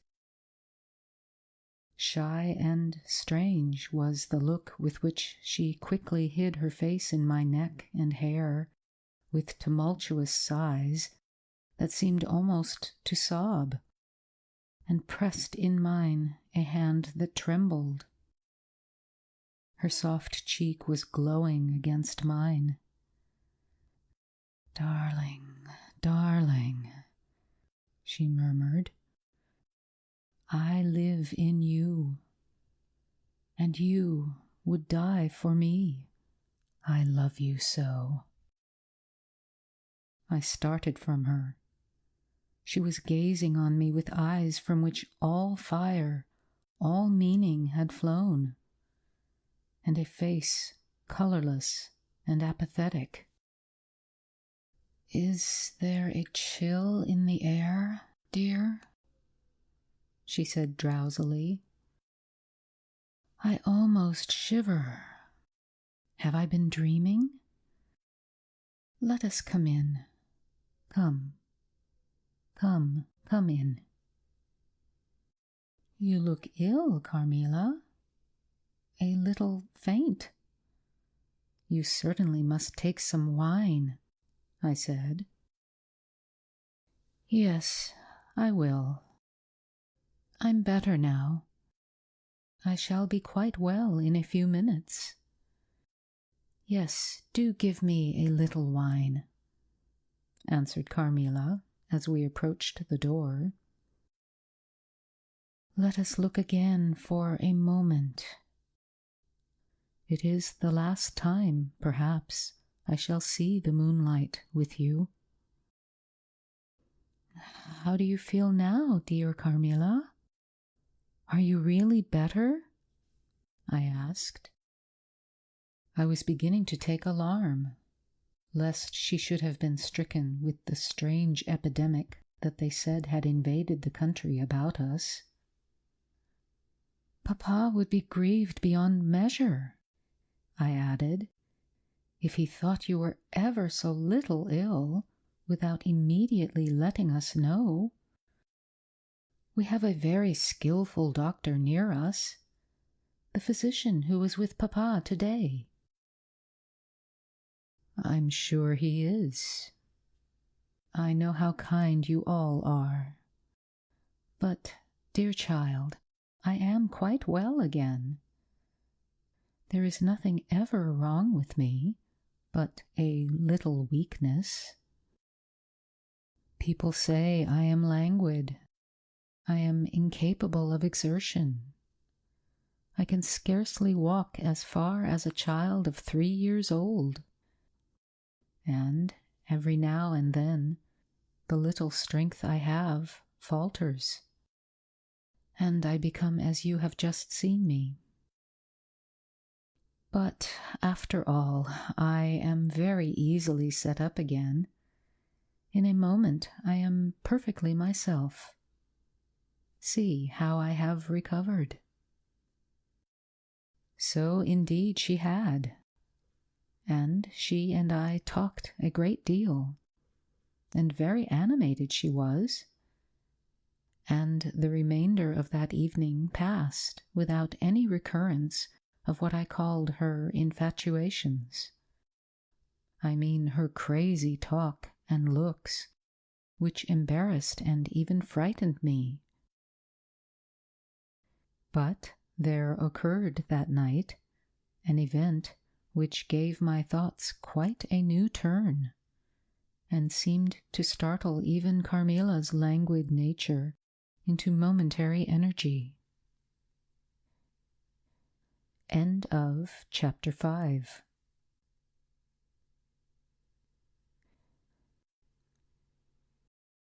When we got into the drawing-room and had sat down to our coffee and chocolate, although Carmilla did not take any, she seemed quite herself again, and Madame and Mademoiselle de La Fontaine joined us and made a little card party, in the course of which Papa came in for what he called his dish of tea.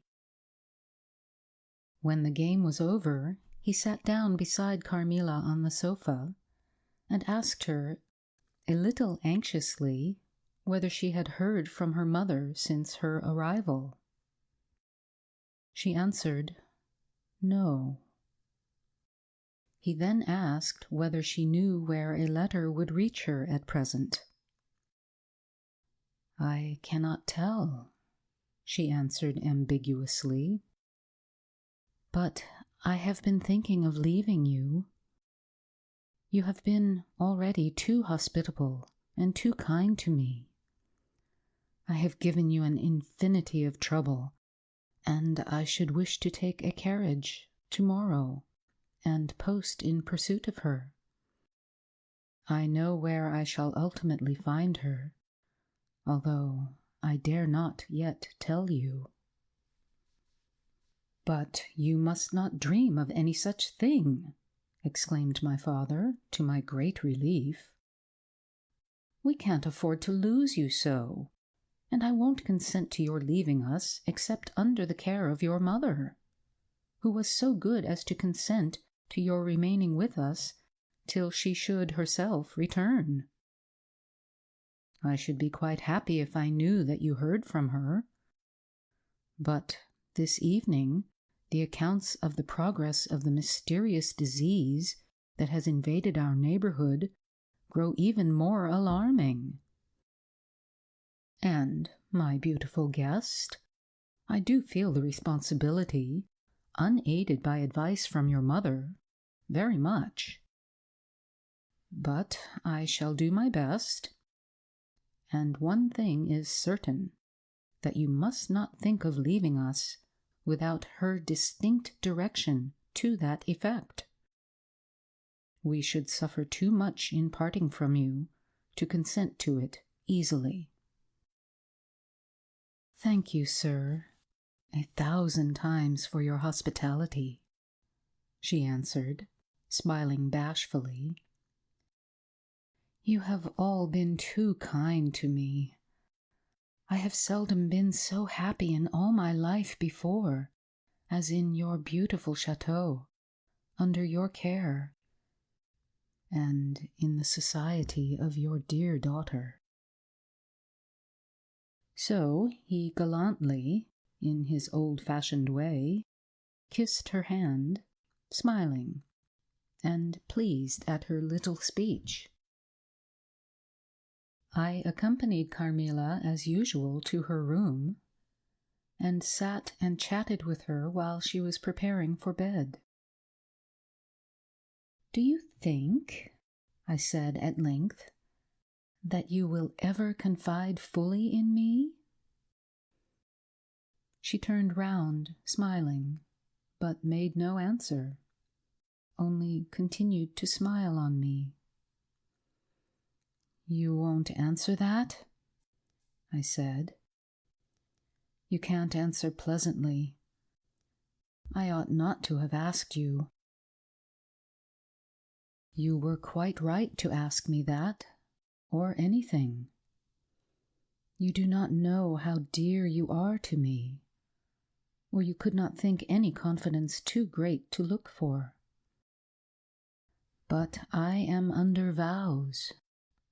No nun half so awfully, and I dare not tell my story yet, even to you. The time is very near when you shall know everything. You will think me cruel, very selfish, but love is always selfish. The more ardent, the more selfish. How jealous I am, you cannot know. You must come with me, loving me, to death, or else hate me, and still come with me, and hating me through death and after. There is no such word as indifference in my apathetic nature. Now, Carmilla, you are going to talk your wild nonsense again, I said hastily. Not I, silly little fool as I am, and full of whims and fancies. For your sake, I'll talk like a sage. Were you ever at a ball? No. How you do run on. What is it like? How charming it must be. I almost forget. It is years ago. I laughed. You are not so old. Your first ball can hardly be forgotten yet. I remember everything about it, with an effort. I see it all as divers see what is going on above them, through a medium, dense, rippling, but transparent. There occurred that night what has confused the picture and made its colors faint. I was all but assassinated in my bed, wounded. Here. She touched her breast. And was never the same since. Were you near dying? Yes, very. A cruel love, strange love, that would have taken my life. Love will have its sacrifices. No sacrifice without blood. Let us go to sleep now. I feel so lazy. How can I get up just now and lock my door? She was lying with her tiny hands buried in her rich, wavy hair, under her cheek, her little head upon the pillow, and her glittering eyes followed me wherever I moved, with a kind of shy smile that I could not decipher. I bid her good night, and crept from the room with an uncomfortable sensation. I often wondered whether our pretty guest ever said her prayers. I certainly had never seen her upon her knees. In the morning, she never came down until long after our family prayers were over. And at night, she never left the drawing-room to attend our brief evening prayers in the hall. If it had not been that it had casually come out in one of our careless talks that she had been baptized, I should have doubted her being a Christian. Religion was a subject on which I had never heard her speak a word. If I had known the world better, this particular neglect or antipathy would not have so much surprised me. The precautions of nervous people are infectious, and persons of a like temperament are pretty sure, after a time, to imitate them. I had adopted Carmilla's habit of locking her bedroom door, having taken into my head all her whimsical alarms about midnight invaders and prowling assassins. I had also adopted her precaution of making a brief search through her room, to satisfy herself that no lurking assassin or robber was ensconced. These wise measures taken, I got into my bed and fell asleep. A light was burning in my room. This was an old habit, of very early date, and which nothing could have tempted me to dispense with. Thus fortified, I might take my rest in peace. But dreams come through stone walls, light up dark rooms, or darken light ones, and their persons make their exits and their entrances as they please. and laugh at locksmiths. I had a dream that night that was the beginning of a very strange agony. I cannot call it a nightmare, for I was quite conscious of being asleep. But I was equally conscious of being in my room and lying in bed precisely as I actually was. I saw, or fancied I saw, the room and its furniture just as I had seen it last, except that it was very dark, and I saw something moving round the foot of the bed, which at first I could not accurately distinguish. But I soon saw that it was a sooty black animal that resembled a monstrous cat. It appeared to me about 4 or 5 feet long, for it measured fully the length of the hearthrug as it passed over it. And it continued toing and froing with the lithe, sinister restlessness of a beast in a cage. I could not cry out, although, as you may suppose, I was terrified.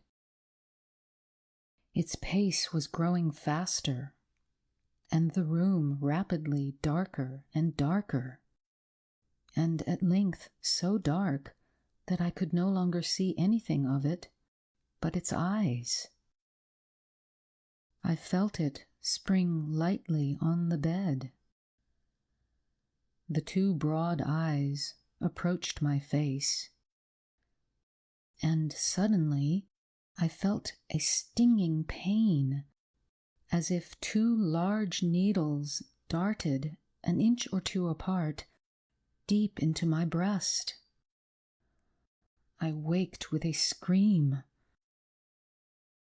The room was lighted by the candle that burnt there all through the night, and I saw a female figure standing at the foot of the bed, a little at the right side. It was in a dark, loose dress, and its hair was down and covered its shoulders. A block of stone could not have been more still. There was not the slightest stir of respiration. As I stared at it, the figure appeared to have changed its place, and was now nearer the door. Then, close to it, the door opened, and it passed out. I was now relieved and able to breathe and move. My first thought was that Carmilla had been playing me a trick, and that I had forgotten to secure my door. I hastened to it, and found it locked, as usual, on the inside. I was afraid to open it. I was horrified. I sprang into my bed and covered my head up in the bedclothes, and lay there more dead than alive till morning. End of Chapter 6.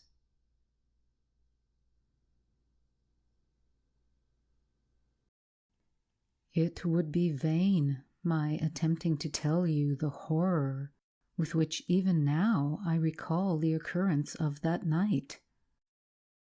It was no such transitory terror as a dream leaves behind it. It seemed to deepen by time, and communicated itself to the room and the very furniture that had encompassed the apparition.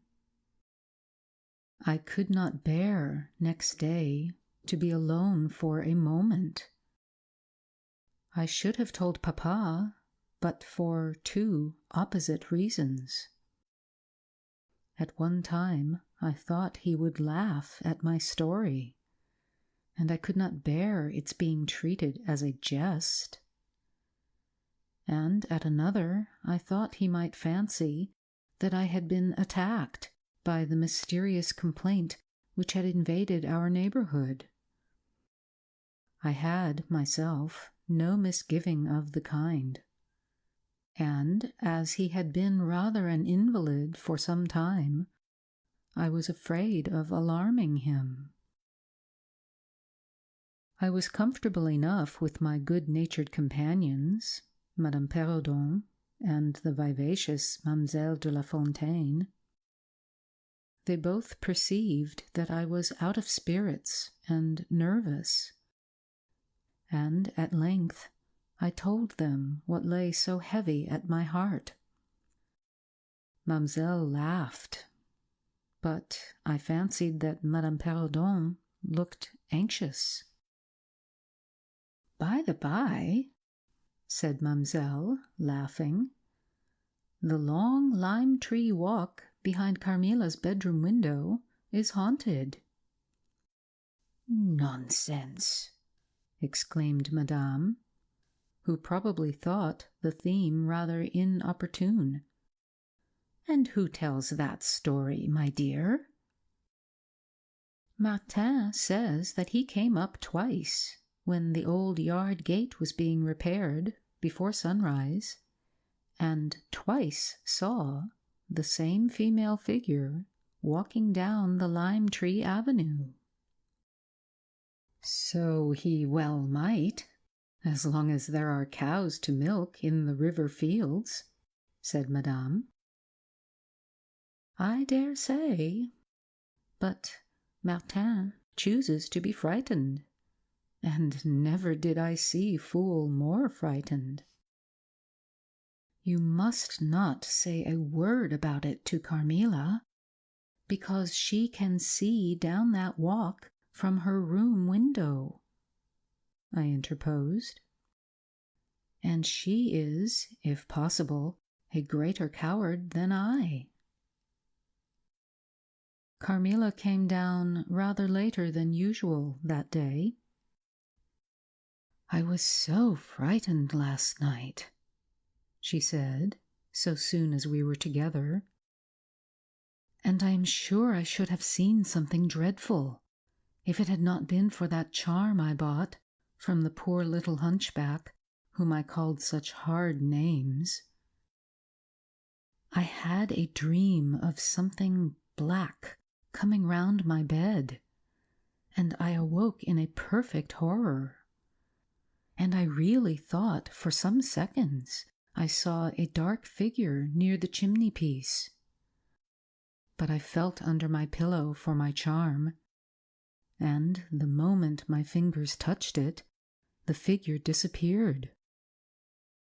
And I felt quite certain, only that I had it by me, that something frightful would have made its appearance, and perhaps throttled me, as it did those poor people we heard of. "Well, listen to me," I began, and recounted my adventure, at the recital of which she appeared horrified. "And had you the charm near you?" she asked earnestly. "No, I had dropped it into a china vase in the drawing-room. But I shall certainly take it with me tonight, as you have so much faith in it." At this distance of time, I cannot tell you, or even understand, how I overcame my horror so effectually as to lie alone in my room that night. I remember distinctly that I pinned the charm to my pillow. I fell asleep almost immediately, and slept even more soundly than usual all night. Next night I passed as well. My sleep was delightfully deep and dreamless, but I wakened with a sense of lassitude and melancholy, which, however, did not exceed a degree that was almost luxurious. "Well, I told you so," said Carmilla, when I described my quiet sleep. "I had such delightful sleep myself last night. I pinned the charm to the breast of my nightdress. It was too far away the night before. I am quite sure it was all fancy, except the dreams. I used to think that evil spirits made dreams, but our doctor told me it is no such thing. Only a fever passing by, or some other malady, as they often do, he said, knocks at the door, and, not being able to get in, passes on with that alarm."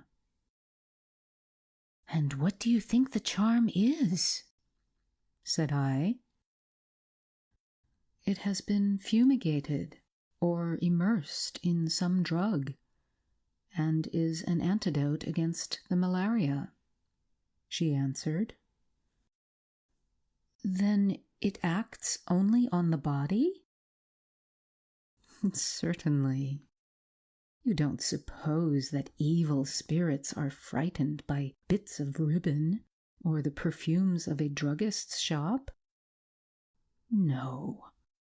These complaints, wandering in the air, begin by trying the nerves, and so infect the brain. But before they can seize upon you, the antidote repels them. That, I am sure, is what the charm has done for us. It is nothing magical. It is simply natural. I should have been happier if I could have quite agreed with Carmilla. But I did my best, and the impression was a little losing its force. For some nights I slept profoundly, but still every morning I felt the same lassitude, and a languor weighed upon me all day. I felt myself a changed girl. A strange melancholy was stealing over me, a melancholy that I would not have interrupted. Dim thoughts of death began to open, and an idea that I was slowly sinking took gentle and somehow not unwelcome possession of me. If it was sad, the tone of mind which this induced was also sweet. Whatever it might be, my soul acquiesced in it. I would not admit that I was ill. I would not consent to tell my papa, or to have the doctor sent for. Carmilla became more devoted to me than ever, and her strange paroxysms of languid adoration more frequent. She used to gloat on me with increasing ardor the more my strength and spirits waned. This always shocked me like a momentary glare of insanity. Without knowing it, I was now in a pretty advanced stage of the strangest illness under which mortal ever suffered. There was an unaccountable fascination in its earlier symptoms that more than reconciled me to the incapacitating effect of that stage of the malady. This fascination increased for a time, until it reached a certain point when gradually a sense of the horrible mingled itself with it, deepening, as you shall hear, until it discolored and perverted the whole state of my life. The first change I experienced was rather agreeable. It was very near the turning point from which began the descent of Avernus. Certain vague and strange sensations visited me in my sleep. The prevailing one was of that pleasant, peculiar, cold thrill which we feel in bathing when we move against the current of a river. This was soon accompanied by dreams that seemed interminable and were so vague that I could never recollect their scenery and persons, or any one connected portion of their action.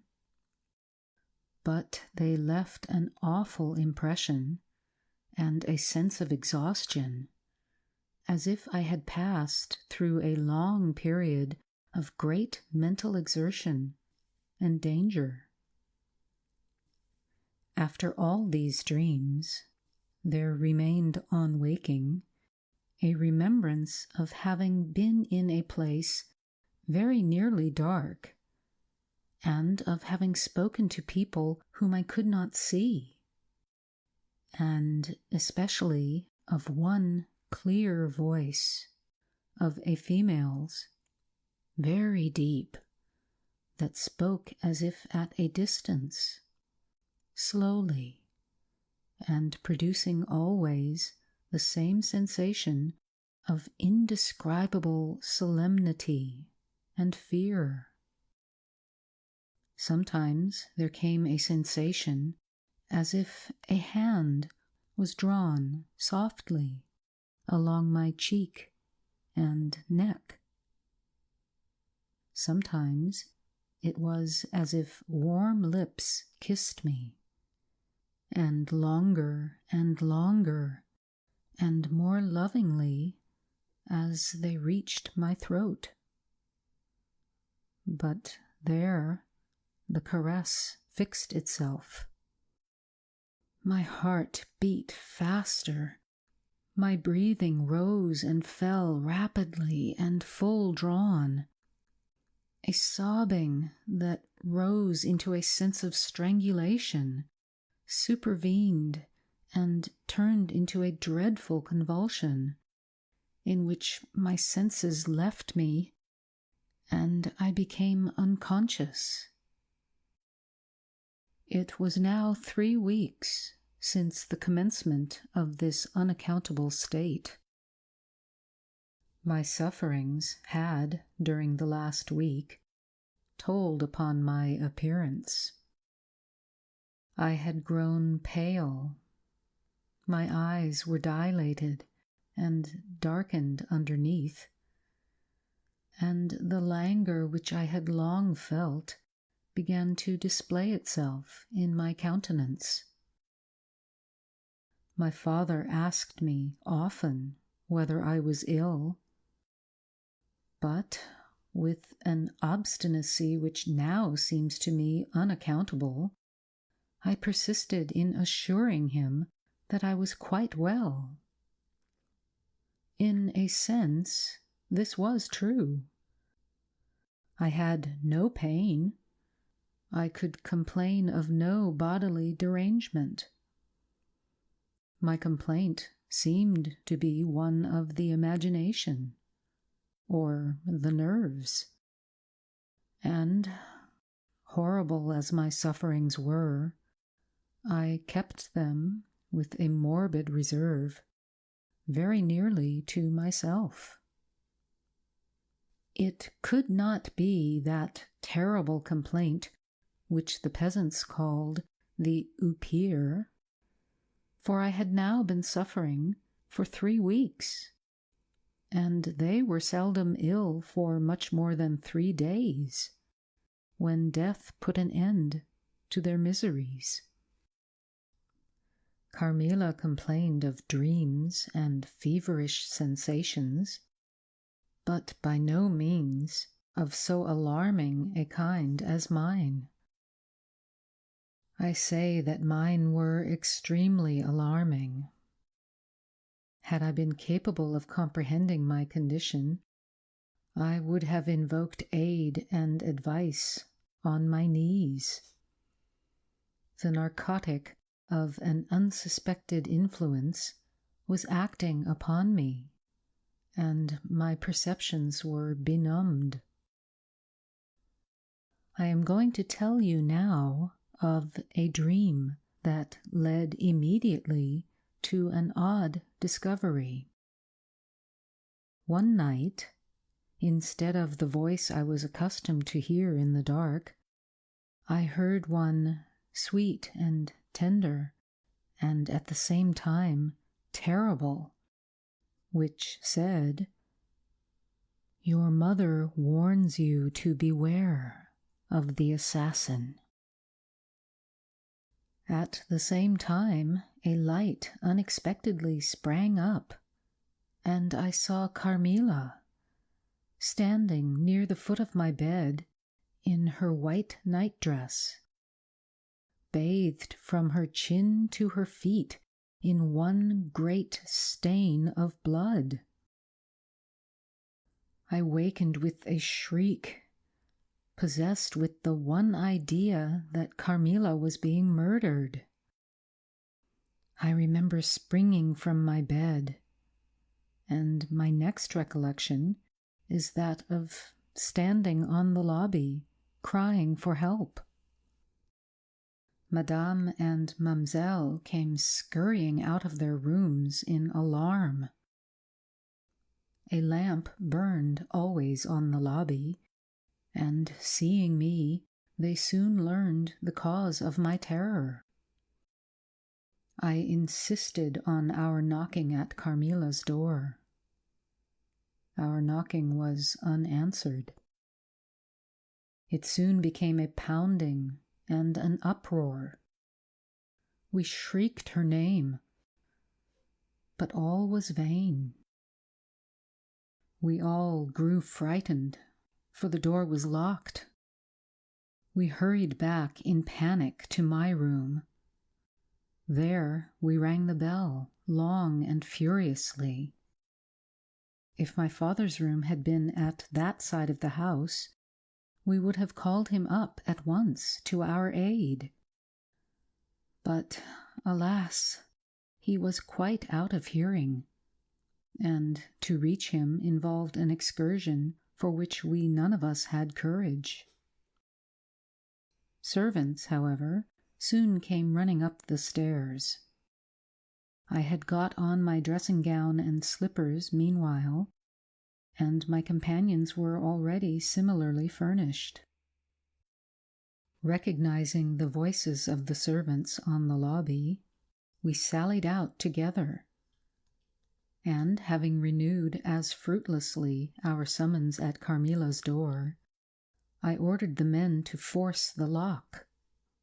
They did so, and we stood, holding our lights aloft in the doorway, and so stared into the room. We called her by name, but there was still no reply. We looked round the room. Everything was undisturbed.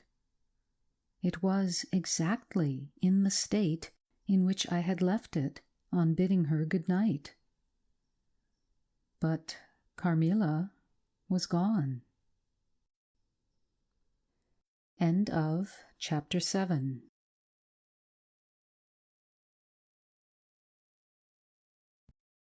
At sight of the room, perfectly undisturbed except for our violent entrance, we began to cool a little, and soon recovered our senses sufficiently to dismiss the men. It had struck Mademoiselle that possibly Carmilla had been wakened by the uproar at her door, and in her first panic had jumped from her bed and had hid herself in a press or behind a curtain, from which she could not, of course, emerge until the major domo and his myrmidons had withdrawn. We now recommenced our search and began to call her name again. It was all to no purpose. Our perplexity and agitation increased. We examined the windows, but they were secured. I implored of Carmilla, if she had concealed herself, to play this cruel trick no longer, to come out and to end our anxieties. It was all useless. I was by this time convinced that she was not in the room, nor in the dressing room, the door of which was still locked on this side. She could not have passed it. I was utterly puzzled. Had Carmilla discovered one of those secret passages which the old housekeeper said were known to exist in the Schloss, although the tradition of their exact situation had been lost? A little time would, no doubt, explain all, utterly perplexed as for the present we were. It was past 4 o'clock, and I preferred passing the remaining hours of darkness in Madame's room. Daylight brought no solution of the difficulty. The whole household, with my father at its head, was in a state of agitation next morning. Every part of the chateau was searched. The grounds were explored. No trace of the missing lady could be discovered. The stream was about to be dragged. My father was in distraction. What a tale to have to tell the poor girl's mother on her return! I, too, was almost beside myself, though my grief was quite of a different kind. The morning was passed in alarm and excitement. It was now 1 o'clock, and still no tidings. I ran up to Carmilla's room, and found her standing at her dressing table. I was astounded. I could not believe my eyes. She beckoned me to her with her pretty finger, in silence. Her face expressed extreme fear. I ran to her in an ecstasy of joy. I kissed and embraced her again and again. I ran to the bell and rang it vehemently to bring others to the spot who might at once relieve my father's anxiety. "Dear Carmilla, what has become of you all this time? We have been in agonies of anxiety about you," I exclaimed. "Where have you been? How did you come back?" "Last night has been a night of wonders," she said. "For mercy's sake, explain all you can." "It was past 2 last night," she said, "when I went to sleep as usual in my bed, with my doors locked, that of the dressing-room and that opening upon the gallery. My sleep was uninterrupted, and so far as I know, dreamless.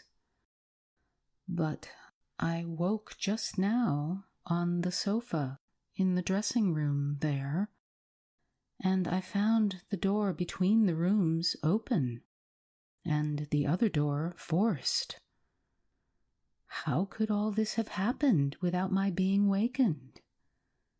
It must have been accompanied with a great deal of noise, and I am particularly easily wakened. And how could I have been carried out of my bed without my sleep having been interrupted? I, whom the slightest stir startles." By this time, Madame, Mademoiselle, my father, and a number of the servants were in the room. Carmilla was, of course, overwhelmed with inquiries, congratulations, and welcomes. She had but one story to tell, and seemed the least able of all the party to suggest any way of accounting for what had happened. My father took a turn up and down the room, thinking. I saw Carmilla's eye follow him for a moment with a sly, dark glance.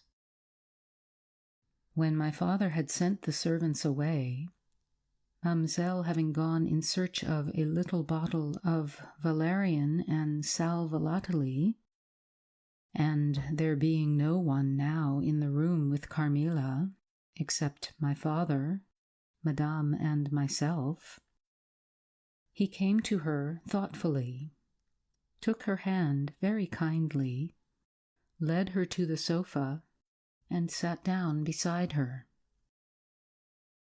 Will you forgive me, my dear, if I risk a conjecture and ask a question? Who can have a better right? She said. Ask what you please, and I will tell you everything. But my story is simply one of bewilderment and darkness. I know absolutely nothing. Put any question you please. But you know, of course, the limitations Mamma has placed me under. Perfectly, my dear child. I need not approach the topics on which she desires our silence. Now, the marvel of last night consists in your having been removed from your bed and your room without being wakened, and this removal having occurred apparently while the windows were still secured and the two doors locked upon the inside. I will tell you my theory and ask you a question. Carmilla was leaning on her hand dejectedly. Madame and I were listening breathlessly. Now, my question is this. Have you ever been suspected of walking in your sleep? Never, since I was very young indeed. But you did walk in your sleep when you were young? Yes, I know I did. I have been told so often by my old nurse. My father smiled and nodded. Well, what has happened is this. You got up in your sleep, unlocked the door, not leaving the key as usual in the lock, but taking it out and locking it on the outside. You again took the key out and carried it away with you to some one of the 25 rooms on this floor, or perhaps upstairs or downstairs. There are so many rooms and closets, so much heavy furniture, and such accumulations of lumber that it would require a week to search this old house thoroughly. Do you see, now, what I mean? I do, but not all, she answered. And how, Papa, do you account for her finding herself on the sofa in the dressing-room, which we had searched so carefully? She came there after you had searched it, still in her sleep, and at last awoke spontaneously, and was as much surprised to find herself where she was as anyone else. I wish all mysteries were as easily and innocently explained as yours, Carmilla. he said, laughing. And so we may congratulate ourselves on the certainty that the most natural explanation of the occurrence is one that involves no drugging, no tampering with locks, no burglars or poisoners or witches, nothing that need alarm Carmilla or anyone else for our safety. Carmilla was looking charmingly. Nothing could be more beautiful than her tints. Her beauty was, I think, enhanced by that graceful languor that was peculiar to her. I think my father was silently contrasting her looks with mine, for he said, "I wish my poor Laura was looking more like herself," and he sighed. So our alarms were happily ended, and Carmilla restored to her friends. End of Chapter 8.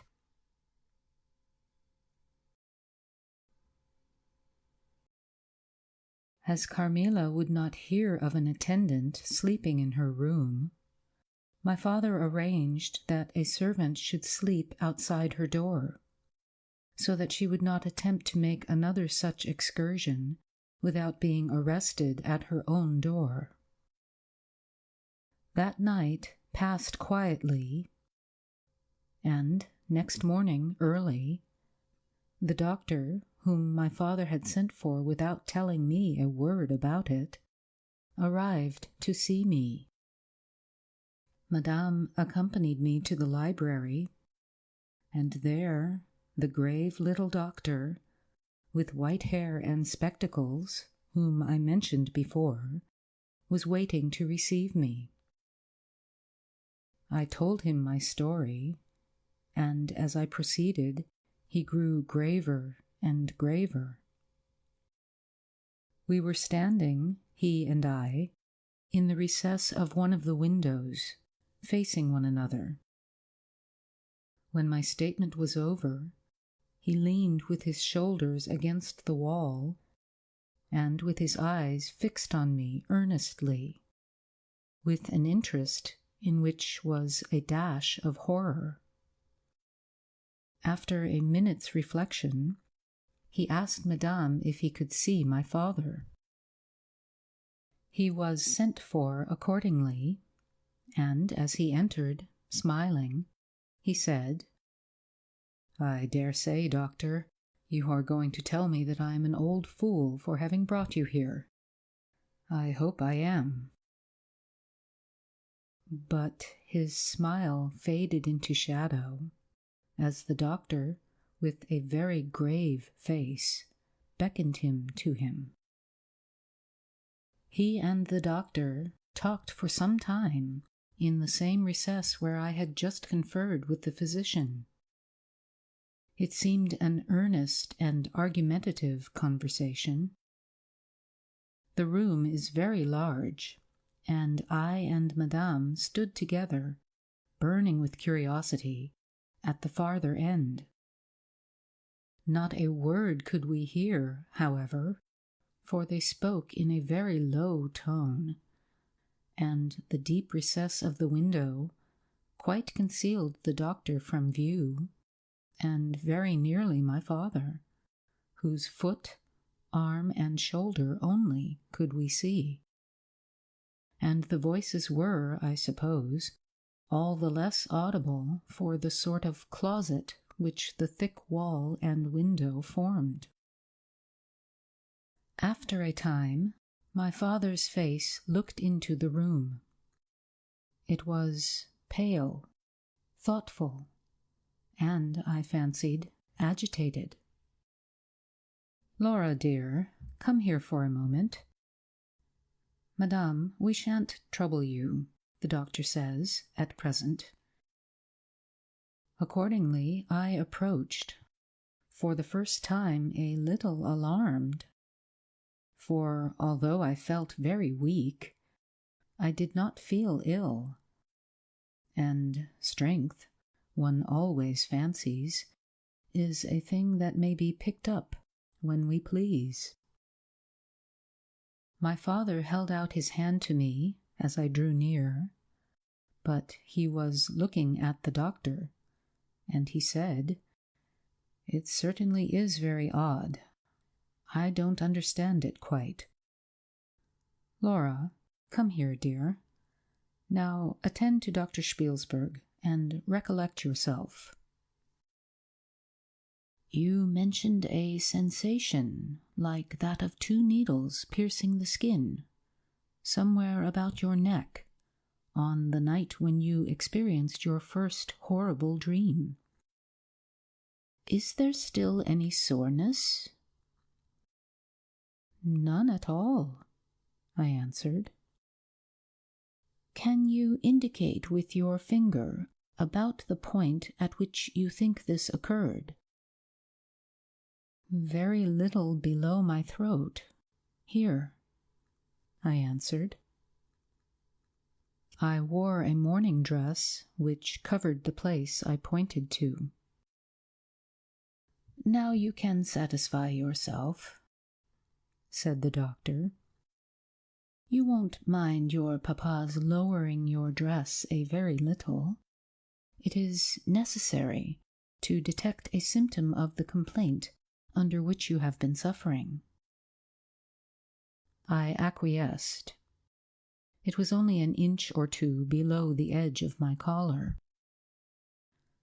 "God bless me! So it is," exclaimed my father, growing pale. "You see it now with your own eyes," said the doctor, with a gloomy triumph. "What is it?" I exclaimed, beginning to be frightened. "Nothing, my dear young lady, but a small blue spot about the size of the tip of your little finger. And now," he continued, turning to Papa, "the question is, what is best to be done?" "Is there any danger?" I urged in great trepidation. "I trust not, my dear," answered the doctor. "I don't see why you should not recover. I don't see why you should not begin immediately to get better." "That is the point at which the sense of strangulation begins?" "Yes," I answered.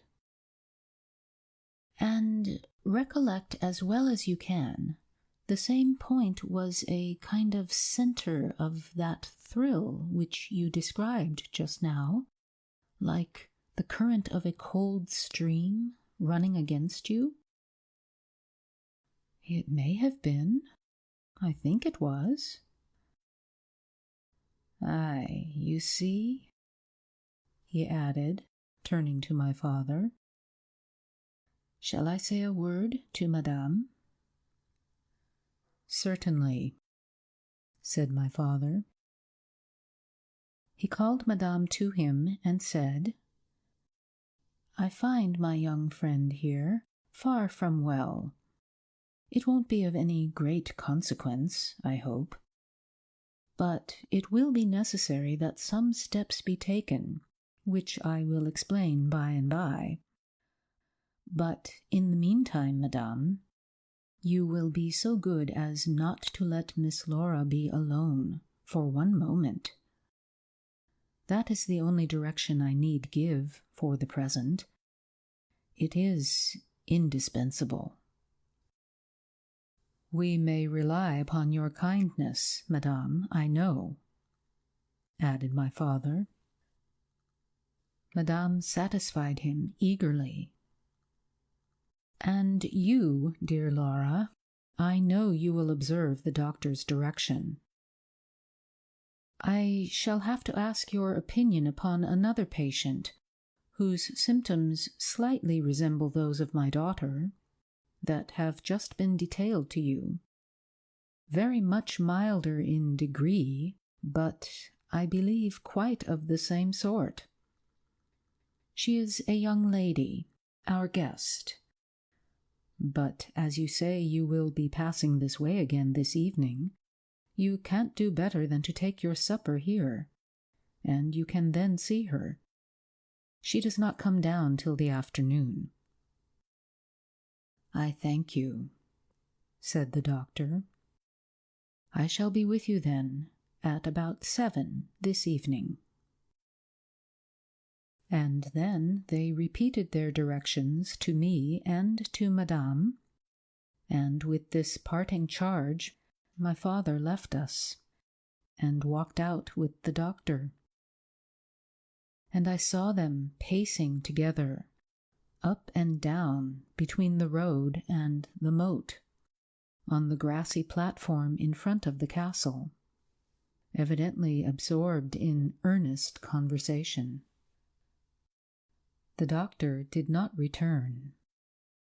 I saw him mount his horse there, take his leave, and ride away eastward through the forest.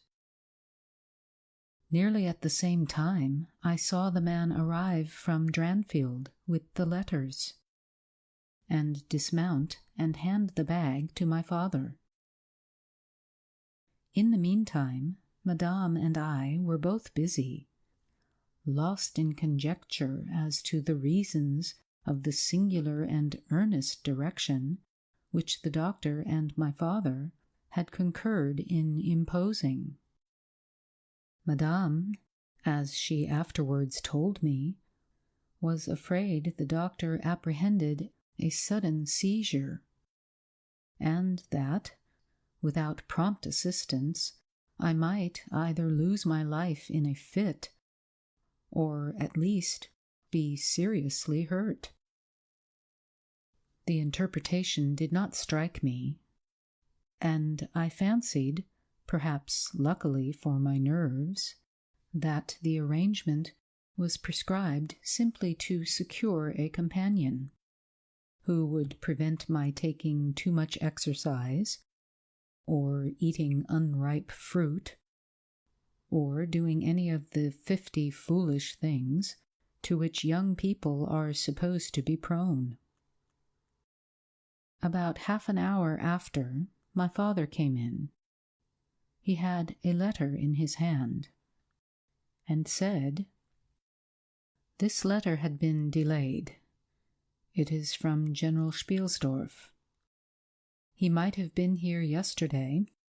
He may not come till tomorrow, or he may be here today." He put the open letter into my hand, but he did not look pleased, as he used when a guest, especially one so much loved as the general, was coming. On the contrary, he looked as if he wished him at the bottom of the Red Sea. There was plainly something on his mind which he did not choose to divulge. "Papa, darling, will you tell me this?" said I, suddenly laying my hand on his arm, and looking, I am sure, imploringly in his face. "Perhaps," he answered, smoothing my hair caressingly over my eyes. "Does the doctor think me very ill?" "No, dear. He thinks if right steps are taken, you will be quite well again, at least on the high road to a complete recovery, in a day or two," he answered, a little dryly. "I wish our good friend the General had chosen any other time. That is, I wish you had been perfectly well to receive him." "But do tell me, Papa," I insisted. "What does he think is the matter with me?" "Nothing. You must not plague me with questions," he answered, with more irritation than I ever remember him to have displayed before. and seeing that I looked wounded, I suppose, he kissed me and added, "You shall know all about it in a day or two. That is all that I know. In the meantime, you are not to trouble your head about it." He turned and left the room, but came back before I had done wondering and puzzling over the oddity of all this. It was merely to say that he was going to Karnstein, and had ordered the carriage to be ready at 12, and that I and Madame should accompany him. He was going to see the priest who lived near those picturesque grounds upon business, and as Carmilla had never seen them, she could follow, when she came down, with Mamselle, who would bring materials for what you call a picnic, which might be laid for us in the ruined castle. At 12 o'clock, accordingly, I was ready, and not long after, my father, Madame, and I set out upon our projected drive. Passing the drawbridge, we turn to the right and follow the road over the steep Gothic bridge westward to reach the deserted village and ruined castle of Karnstein. No sylvan drive can be fancied prettier. The ground breaks into gentle hills and hollows, all clothed with beautiful wood, totally destitute of the comparative formality which artificial planting and early culture and pruning impart. The irregularities of the ground often lead the road out of its course, and cause it to wind beautifully round the sides of broken hollows and the steeper sides of the hills, among varieties of ground almost inexhaustible. Turning one of these points, we suddenly encountered our old friend, the general, riding towards us, attended by a mounted servant. His portmanteaus were following in a hired wagon, such as we term a cart. The general dismounted as we pulled up, and, after the usual greetings, was easily persuaded to accept the vacant seat in the carriage, and send his horse on with his servant to the Schloss. End of Chapter 9.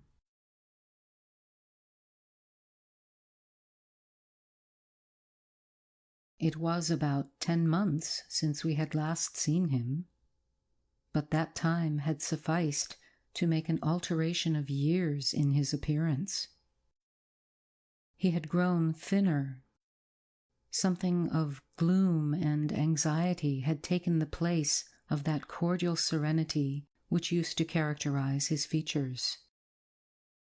His dark blue eyes, always penetrating, now gleamed with a sterner light from under his shaggy gray eyebrows. It was not such a change as grief alone usually induces, and angrier passions seemed to have had their share in bringing it about. We had not long resumed our drive when the general began to talk, with his usual soldierly directness, of the bereavement, as he termed it, which he had sustained in the death of his beloved niece and ward. And he then broke out in a tone of intense bitterness and fury, inveighing against the hellish arts to which she had fallen a victim, and expressing with more exasperation than piety his wonder that heaven should tolerate so monstrous an indulgence of the lusts and malignity of hell. My father, who saw at once that something very extraordinary had befallen, asked him, if not too painful to him, to detail the circumstances which he thought justified the strong terms in which he expressed himself. "I should tell you all with pleasure," said the general, "but you would not believe me." "Why should I not?" he asked. "Because," he answered testily, "you believe in nothing but what consists with your own prejudices and illusions. I remember when I was like you, but I have learned better." "Try me," said my father. "I am not such a dogmatist as you suppose. Besides which, I very well know that you generally require proof for what you believe, and am, therefore, very strongly predisposed to respect your conclusions." "You are right in supposing that I have not been led lightly into a belief in the marvelous, for what I have experienced is marvelous, and I have been forced by extraordinary evidence to credit that which ran counter, diametrically, to all my theories. I have been made the dupe of a preternatural conspiracy." Notwithstanding his professions of confidence in the general's penetration, I saw my father, at this point, glance at the general with, as I thought, a marked suspicion of his sanity. The general did not see it, luckily. He was looking gloomily and curiously into the glades and vistas of the woods that were opening before us. "You are going to the ruins of Karnstein?" he asked. "Yes, it is a lucky coincidence. Do you know, I was going to ask you to bring me there to inspect them. I have a special object in exploring. There is a ruined chapel, ain't there, with a great many tombs of that extinct family?" "So there are. Highly interesting," said my father. "I hope you are thinking of claiming the title and estates." My father said this gaily, but the general did not recollect the laugh, or even the smile, which courtesy exacts for a friend's joke. On the contrary, he looked grave and even fierce, ruminating on a matter that stirred his anger and horror. "Something very different," he said gruffly. "I mean to unearth some of those fine people. I hope, by God's blessing, to accomplish a pious sacrilege here, which will relieve our earth of certain monsters, and enable honest people to sleep in their beds without being assailed by murderers. I have strange things to tell you, my dear friend, such as I myself would have scouted as incredible a few months since." My father looked at him again, but this time not with a glance of suspicion, with an eye, rather, of keen intelligence and alarm.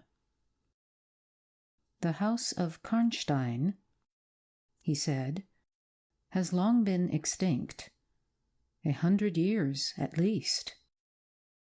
My dear wife was maternally descended from the Karnsteins, but the name and title have long ceased to exist. The castle is a ruin. The very village is deserted. It is 50 years since the smoke of a chimney was seen there. Not a roof left." "Quite true. I have heard a great deal about that since I last saw you. A great deal that will astonish you. But I had better relate everything in the order in which it occurred, said the general. You saw my dear ward, my child, I may call her. No creature could have been more beautiful. And only 3 months ago, none more blooming. Yes, poor thing. When I saw her last, she certainly was quite lovely, said my father. I was grieved and shocked, more than I can tell you, my dear friend. I knew what a blow it was to you. He took the general's hand, and they exchanged a kind pressure. Tears gathered in the old soldier's eyes. He did not seek to conceal them. He said, "We have been very old friends. I knew you would feel for me, childless as I am. She had become an object of very near interest to me, and repaid my care by an affection that cheered my home and made my life happy. That is all gone. The years that remain to me on earth may not be very long, but by God's mercy I hope to accomplish a service to mankind before I die, and to subserve the vengeance of heaven upon the fiends who have murdered my poor child in the spring of her hopes and beauty." You said just now that you intended relating everything as it occurred, said my father. Pray do. I assure you that it is not mere curiosity that prompts me. By this time we had reached the point at which the Drunstall road, by which the general had come, diverges from the road which we were travelling to Karnstein. "How far is it to the ruins?" inquired the general, looking anxiously forward. "About half a league," answered my father. "Pray, let us hear the story you were so good as to promise." End of Chapter 10.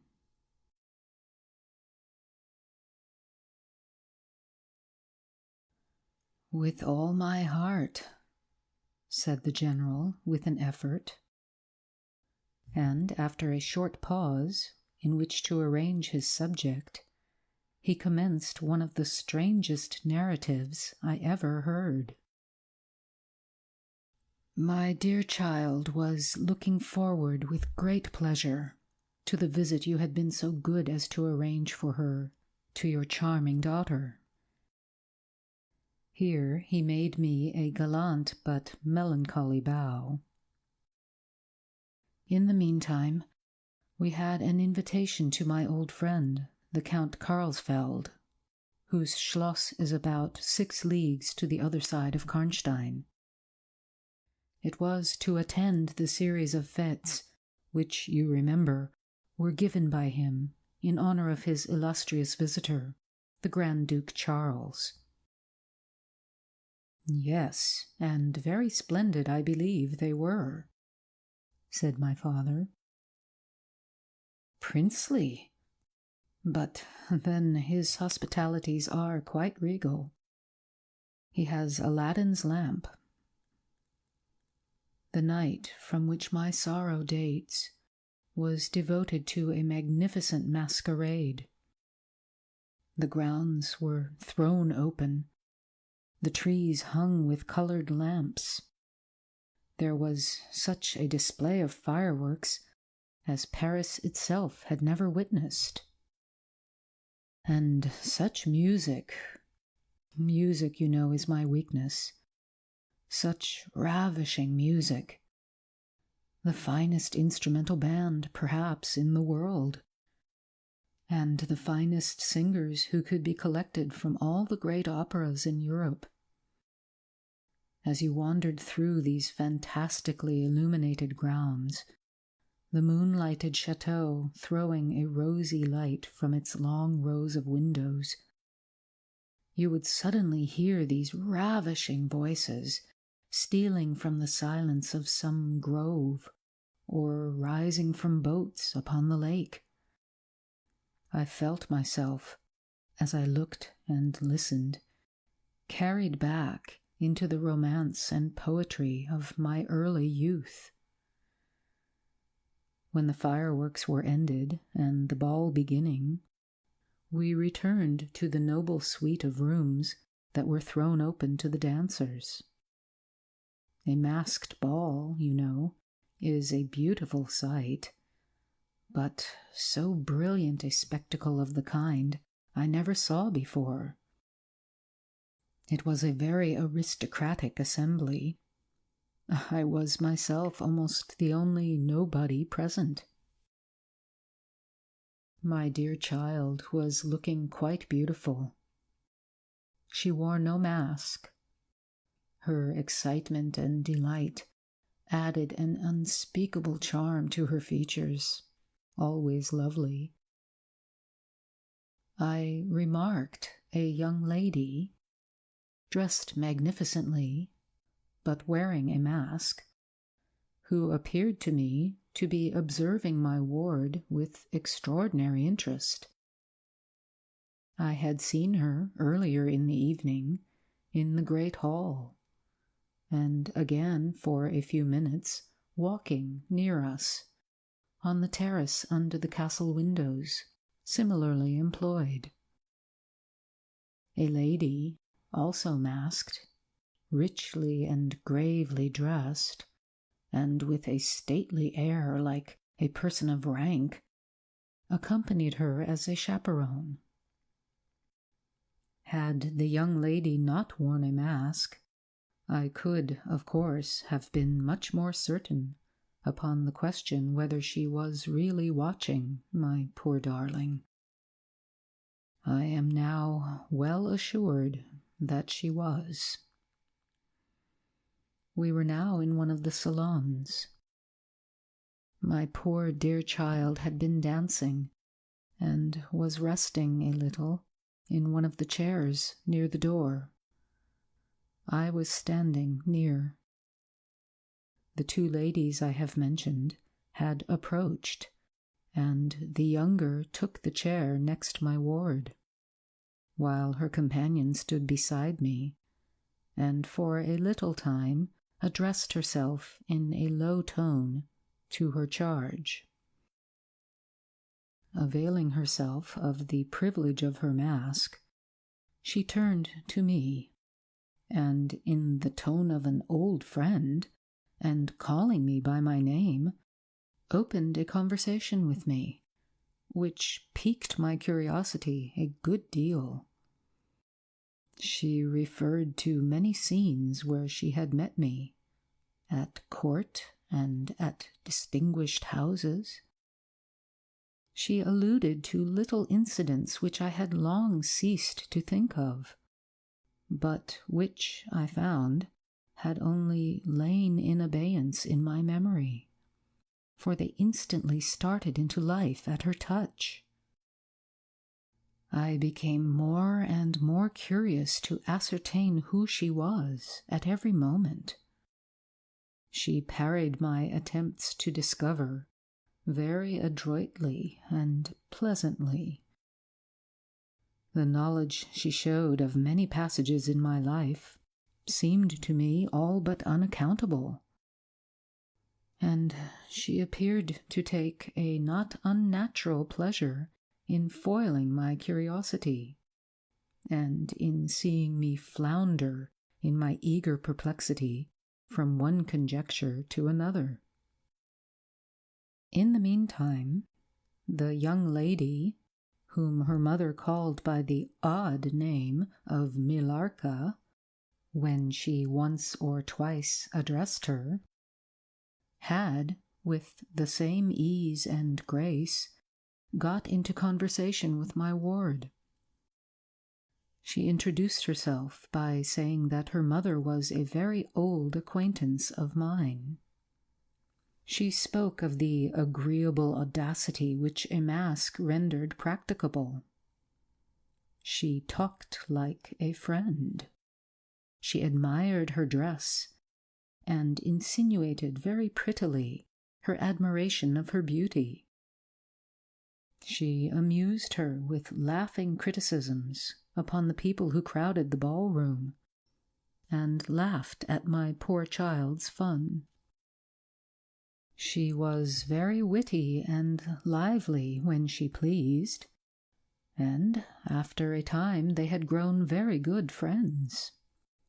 And the young stranger lowered her mask, displaying a remarkably beautiful face. I had never seen it before, neither had my dear child. But though it was new to us, the features were so engaging, as well as lovely, that it was impossible not to feel the attraction powerfully. My poor girl did so. I never saw anyone so taken with another at first sight, unless, indeed, it was the stranger herself, who seemed quite to have lost her heart to her. In the meantime, availing myself of the license of a masquerade, I put not a few questions to the elder lady. "You have puzzled me utterly," I said, laughing. "Is that not enough? Won't you now consent to stand on equal terms and do me the kindness to remove your mask?" "Can any request be more unreasonable?" she replied. "Ask a lady to yield an advantage. Besides, how do you know you should recognize me? Years make changes." "As you see," I said, with a bow, and, I suppose, a rather melancholy little laugh. "As philosophers tell us," she said. "And how do you know that a sight of my face would help you?" "I should take chance for that," I answered.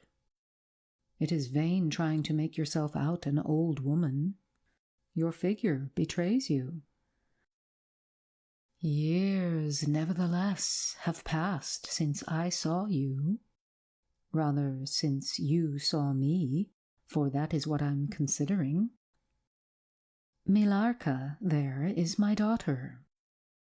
I cannot then be young, even in the opinion of people whom time has taught to be indulgent, and I may not like to be compared with what you remember me. You have no mask to remove. You can offer me nothing in exchange. My petition is to your pity to remove it, and mine to yours to let it stay where it is," she replied. "Well, then, at least you will tell me whether you are French or German. You speak both languages so perfectly." "I don't think I shall tell you that, General. You intend a surprise, and are meditating the particular point of attack. At all events, you won't deny this," I said, "that being honored by your permission to converse, I ought to know how to address you. Shall I say, Madame la Comtesse?" She laughed, and she would, no doubt, have met me with another evasion, if, indeed, I can treat any occurrence in an interview every circumstance of which was prearranged, as I now believe, with the profoundest cunning, as liable to be modified by accident. "As to that," she began, but she was interrupted, almost as she opened her lips, by a gentleman, dressed in black, who looked particularly elegant and distinguished, with this drawback, that his face was the most deadly pale I ever saw, except in death. He was in no masquerade, in the plain evening dress of a gentleman, and he said, without a smile, but with a courtly and unusually low bow, "Will Madame la Comtesse permit me to say a very few words which may interest her?" The lady turned quickly to him and touched her lip in token of silence. She then said to me, "Keep my place for me, General. I shall return when I have said a few words." And with this injunction, playfully given, she walked a little aside with the gentleman in black, and talked for some minutes, apparently very earnestly. They then walked away slowly together in the crowd, and I lost them for some minutes. I spent the interval in cudgelling my brains for a conjecture as to the identity of the lady who seemed to remember me so kindly, and I was thinking of turning about and joining in the conversation between my pretty ward and the Countess's daughter, and trying whether, by the time she returned, I might not have a surprise in store for her, by having her name, title, chateau, and estates at my fingers' ends. But at this moment she returned, accompanied by the pale man in black, who said, "I shall return and inform Madame la Comtesse when her carriage is at the door." He withdrew with a bow. End of Chapter 11.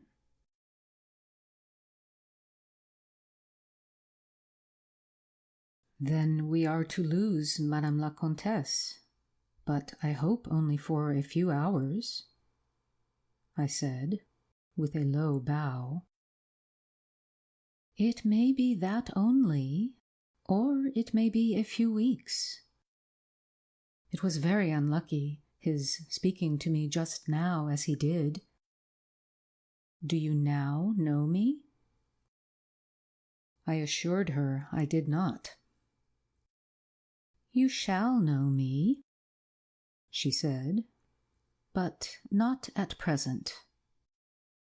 We are older and better friends than perhaps you suspect. I cannot yet declare myself.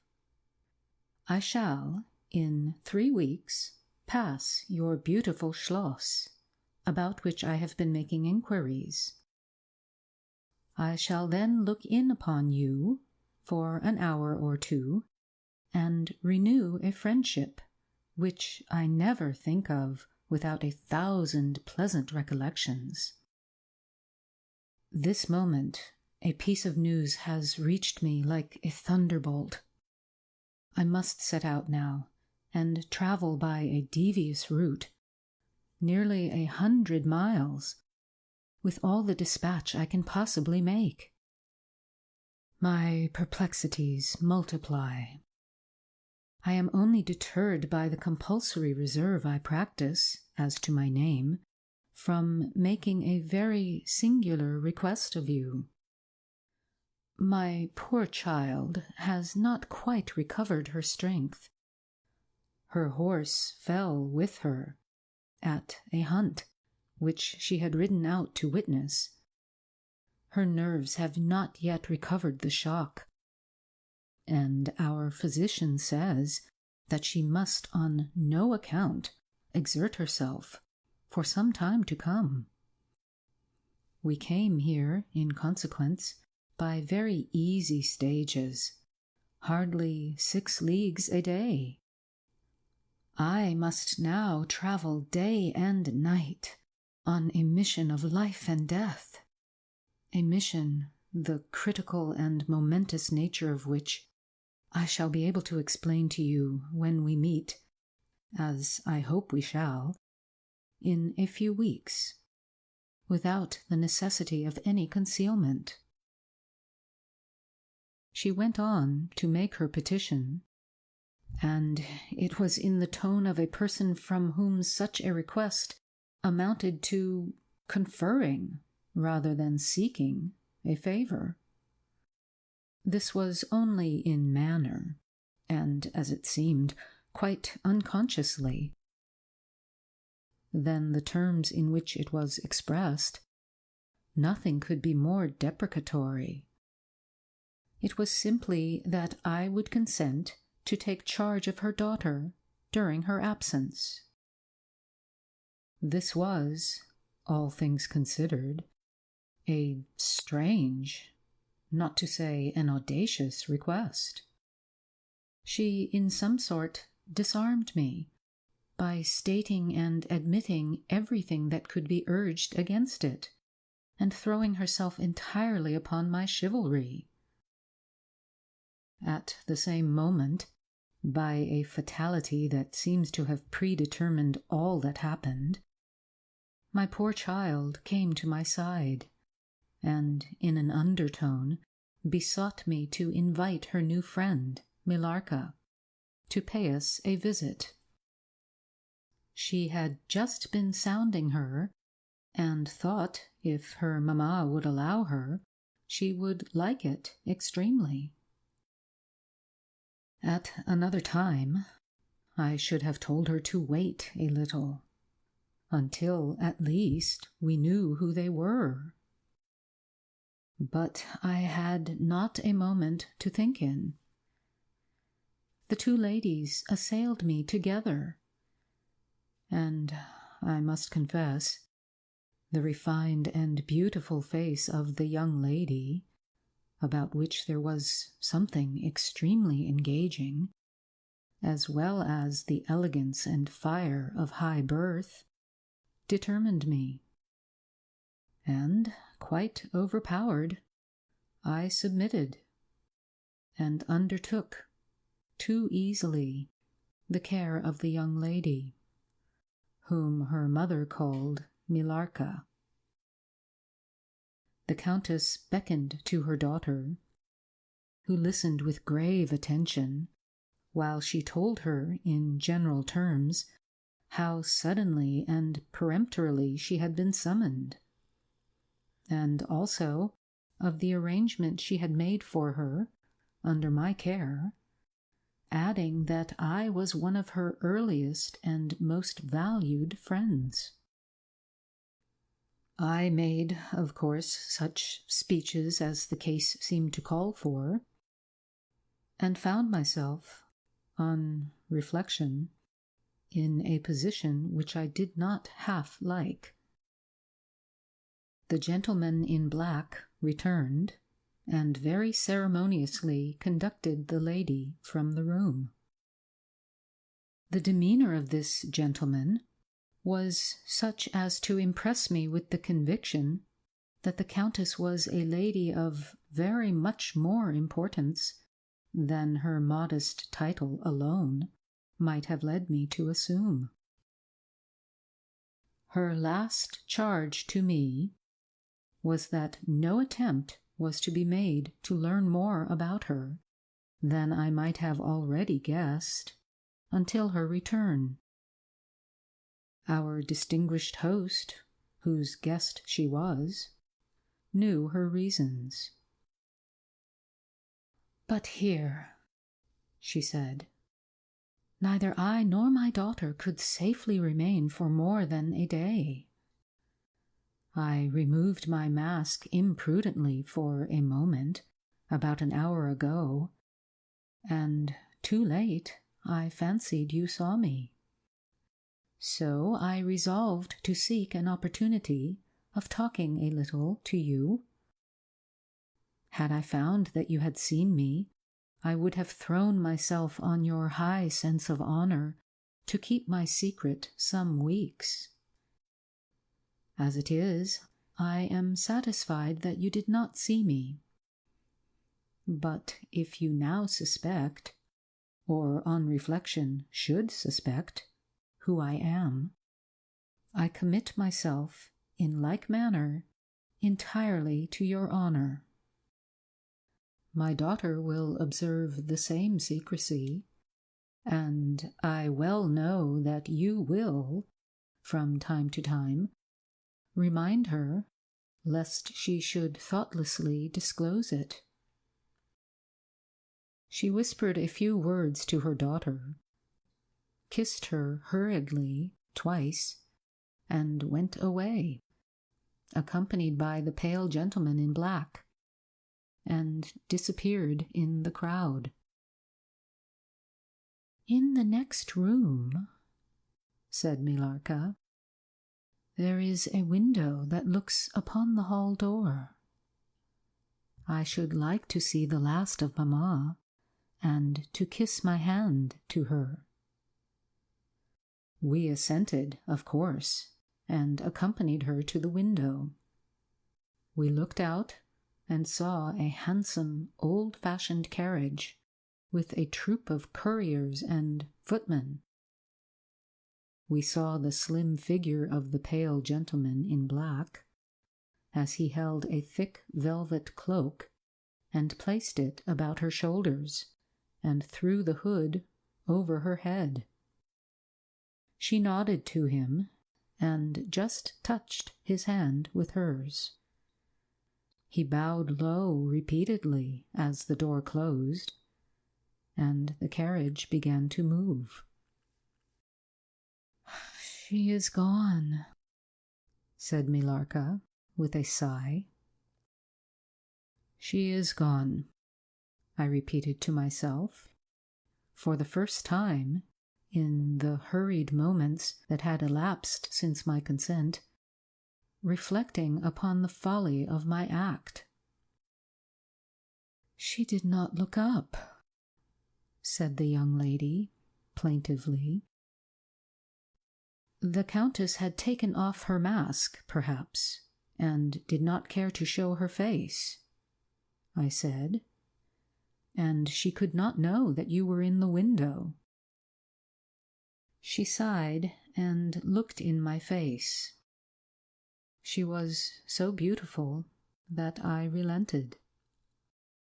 I was sorry I had, for a moment, repented of my hospitality, and I determined to make her amends for the unavowed churlishness of my reception. The young lady, replacing her mask, joined my ward in persuading me to return to the grounds, where the concert was soon to be renewed. We did so, and walked up and down the terrace that lies under the castle windows. Millarca became very intimate with us, and amused us with lively descriptions and stories of most of the great people whom we saw upon the terrace. I liked her more and more every minute. Her gossip, without being ill-natured, was extremely diverting to me, who had been so long out of the great world. I thought what life she would give to our sometimes lonely evenings at home. This ball was not over until the morning sun had almost reached the horizon. It pleased the Grand Duke to dance till then, so loyal people could not go away or think of bed. We had just got through a crowded saloon when my ward asked me what had become of Millarca. I thought she had been by her side, and she fancied she was by mine. The fact was, we had lost her. All my efforts to find her were vain. I feared that she had mistaken, in the confusion of a momentary separation from us, other people for her new friends, and had possibly pursued and lost them in the extensive grounds which were thrown open to us.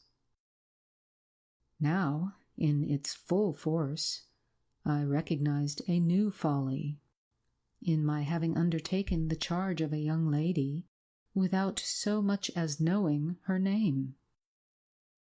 And, fettered as I was by promises, of the reasons for imposing which I knew nothing, I could not even point my inquiries by saying that the missing young lady was the daughter of the countess who had taken her departure a few hours before. Morning broke. It was clear daylight before I gave up my search. It was not till near 2 o'clock next day that we heard anything of my missing charge. At about that time, a servant knocked at my niece's door to say that he had been earnestly requested by a young lady, who appeared to be in great distress, to make out where she could find the General Baron Spielsdorf and the young lady, his daughter, in whose charge she had been left by her mother. There could be no doubt, notwithstanding the slight inaccuracy, that our young friend had turned up. And so she had. Would to heaven we had lost her. She told my poor child a story to account for her having failed to recover us for so long. Very late, she said, she had got to the housekeeper's bedroom, in despair of finding us, and had then fallen into a deep sleep, which, long as it was, had hardly sufficed to recruit her strength after the fatigues of the ball. That day, Milarka came home with us. I was only too happy, after all, to have secured so charming a companion for my dear girl. End of Chapter 12.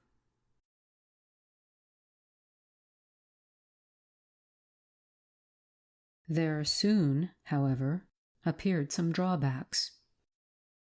In the first place, Milarka complained of extreme languor, the weakness that remained after her late illness, and she never emerged from her room till the afternoon was pretty far advanced.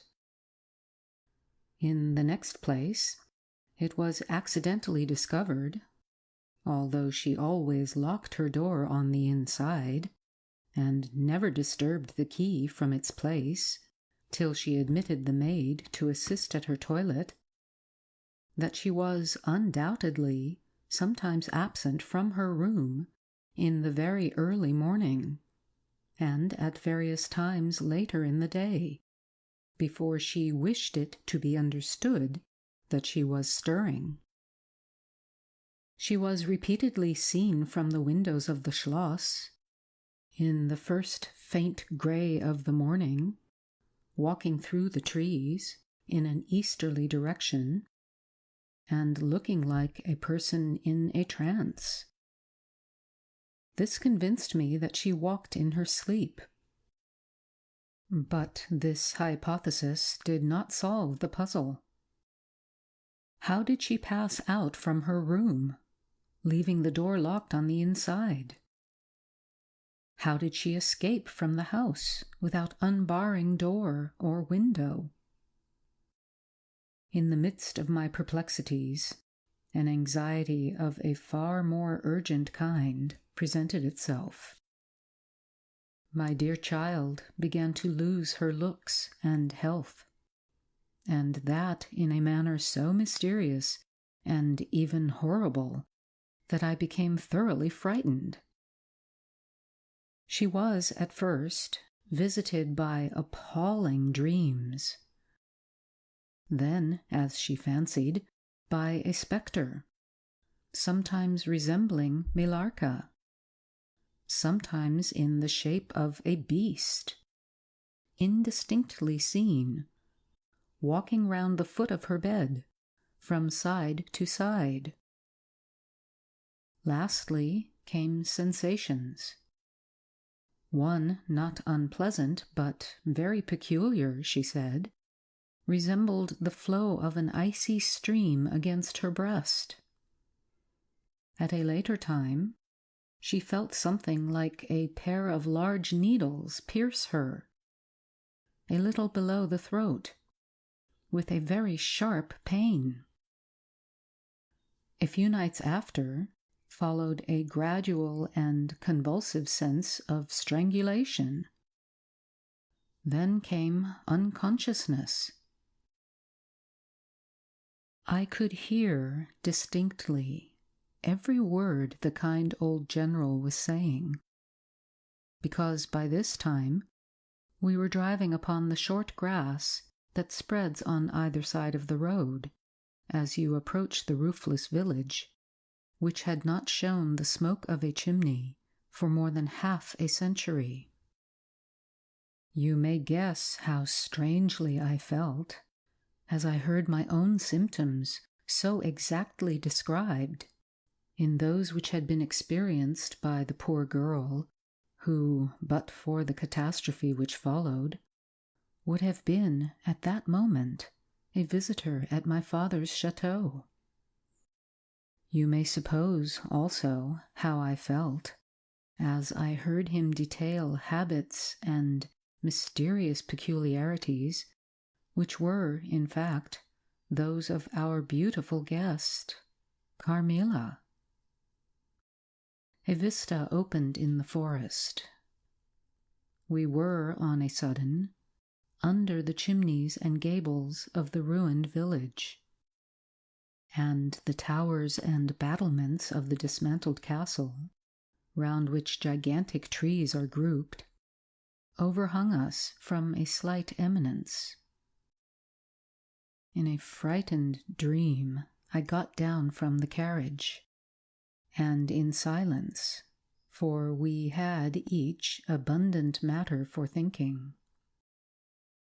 We soon mounted the ascent, and were among the spacious chambers, winding stairs, and dark corridors of the castle. And this was once the palatial residence of the Karnsteins, said the old general at length, as from a great window he looked out across the village and saw the wide, undulating expanse of forest. It was a bad family, and here its blood-stained annals were written, he continued. It is hard that they should, after death, continue to plague the human race with their atrocious lusts. That is the chapel of the Karnsteins, down there. He pointed down to the grey walls of the Gothic building, partly visible through the foliage, a little way down the steep. And I hear the axe of a woodman, he added, busy among the trees that surround it. He possibly may give us the information of which I am in search, and point out the grave of Mircalla, Countess of Karnstein. These rustics preserve the local traditions of great families, whose stories die out among the rich and titled so soon as the families themselves become extinct. We have a portrait at home of Mircalla, the Countess Karnstein. Should you like to see it? Asked my father. "Time enough, dear friend," replied the general. "I believe that I have seen the original, and one motive which has led me to you earlier than I at first intended was to explore the chapel which we are now approaching." "What? See the Countess Mircalla?" exclaimed my father. "Why, she has been dead more than a century." "Not so dead as you fancy, I am told," answered the general. "I confess, General, you puzzle me utterly," replied my father, looking at him, I fancied, for a moment, with a return of the suspicion I detected before. But although there was anger and detestation at times in the old general's manner, there was nothing flighty. "There remains to me," he said, as we passed under the heavy arch of the Gothic church, for its dimensions would have justified its being so styled, "but one object which can interest me during the few years that remain to me on earth, and that is to wreak on her the vengeance which I thank God may still be accomplished by a mortal arm." "What vengeance can you mean?" asked my father, in increasing amazement. "I mean to decapitate the monster," he answered, with a fierce flush and a stamp that echoed mournfully through the hollow ruin. And his clenched hand was, at the same moment, raised as if it grasped the handle of an axe, while he shook it ferociously in the air. "What?" exclaimed my father, more than ever bewildered. "To strike her head off." "Cut her head off?" "Aye, with a hatchet, with a spade, or with anything that can cleave through her murderous throat." "You shall hear," he answered, trembling with rage, and hurrying forward, he said, "That beam will answer for a seat. Your dear child is fatigued. Let her be seated, and I will, in a few sentences, close my dreadful story."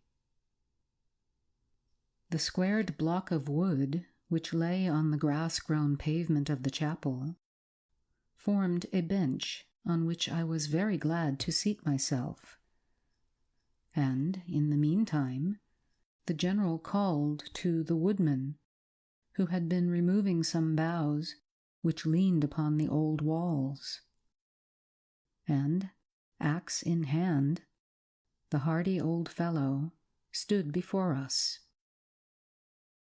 He could not tell us anything of these monuments, but there was an old man, he said, a ranger of this forest, at present sojourning in the house of the priest, about 2 miles away, who could point out every monument of the old Karnstein family.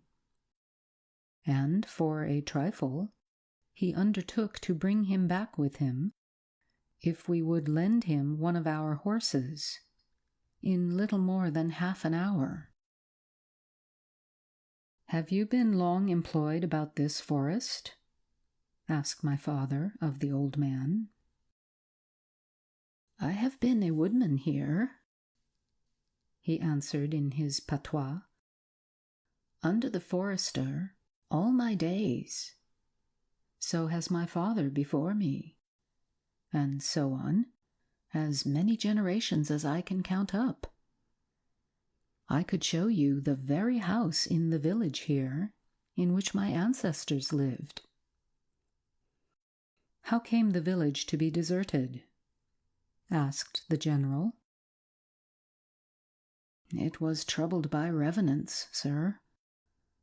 Several were tracked to their graves, there detected by the usual tests, and extinguished in the usual way, by decapitation, by the stake, and by burning. But not until many of the villagers were killed.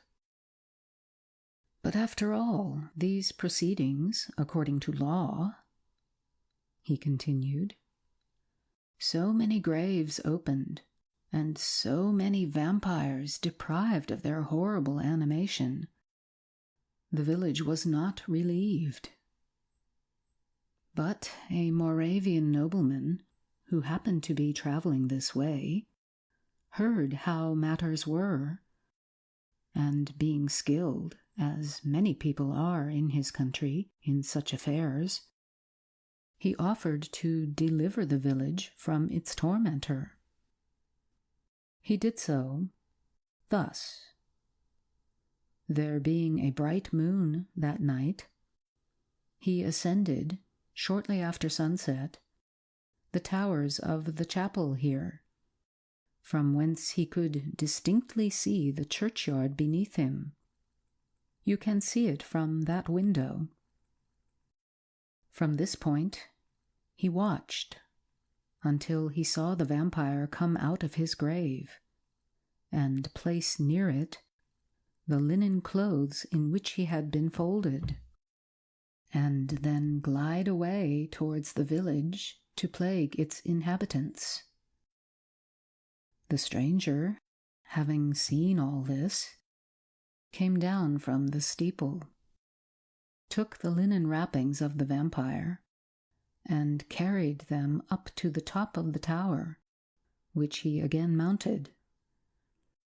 When the vampire returned from his prowlings and missed his clothes, he cried furiously to the Moravian, whom he saw at the summit of the tower, and who, in reply, beckoned him to ascend and take them. Whereupon the vampire, accepting his invitation, began to climb the steeple. And so soon as he had reached the battlements, the Moravian, with a stroke of his sword, clove his skull in twain, hurling him down to the churchyard, whither, descending by the winding stairs, the stranger followed, and cut his head off, and next day delivered it and the body to the villagers, who duly impaled and burnt them. This Moravian nobleman had authority from the then head of the family to remove the tomb of Mircalla, Countess Karnstein, which he did effectually, so that in a little while its site was quite forgotten. "Can you point out where it stood?" asked the general eagerly. The forester shook his head and smiled. "Not a soul living could tell you that now," he said. "Besides, they say her body was removed, but no one is sure of that either." Having thus spoken, as time pressed, he dropped his axe and departed, leaving us to hear the remainder of the general's strange story.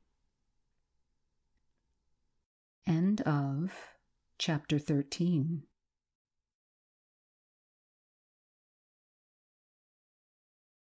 "My beloved child," he resumed, "was now growing rapidly worse.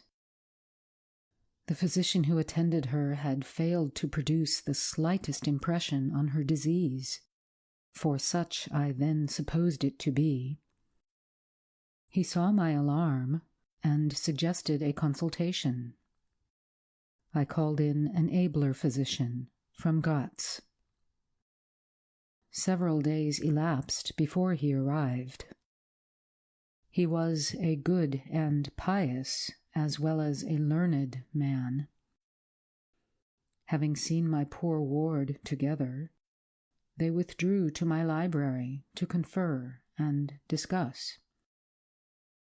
I, from the adjoining room where I awaited their summons, heard these two gentlemen's voices raised in something sharper than a strictly philosophical discussion. I knocked at the door and entered. I found the old physician from Gotz maintaining his theory. His rival was combating it with undisguised ridicule, accompanied with bursts of laughter.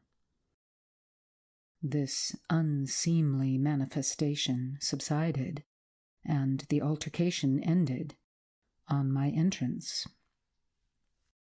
"Sir," said my first physician, "my learned brother seems to think that you want a conjurer and not a doctor." "Pardon me," said the old physician from Gotz, looking displeased.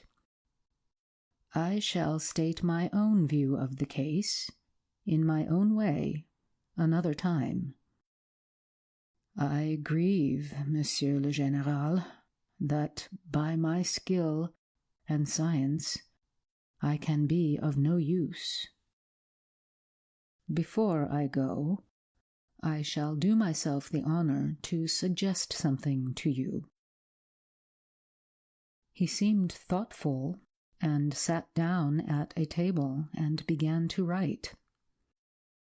Profoundly disappointed, I made my bow, and as I turned to go, the other doctor pointed over his shoulder to his companion who was writing, and then, with a shrug, significantly touched his forehead.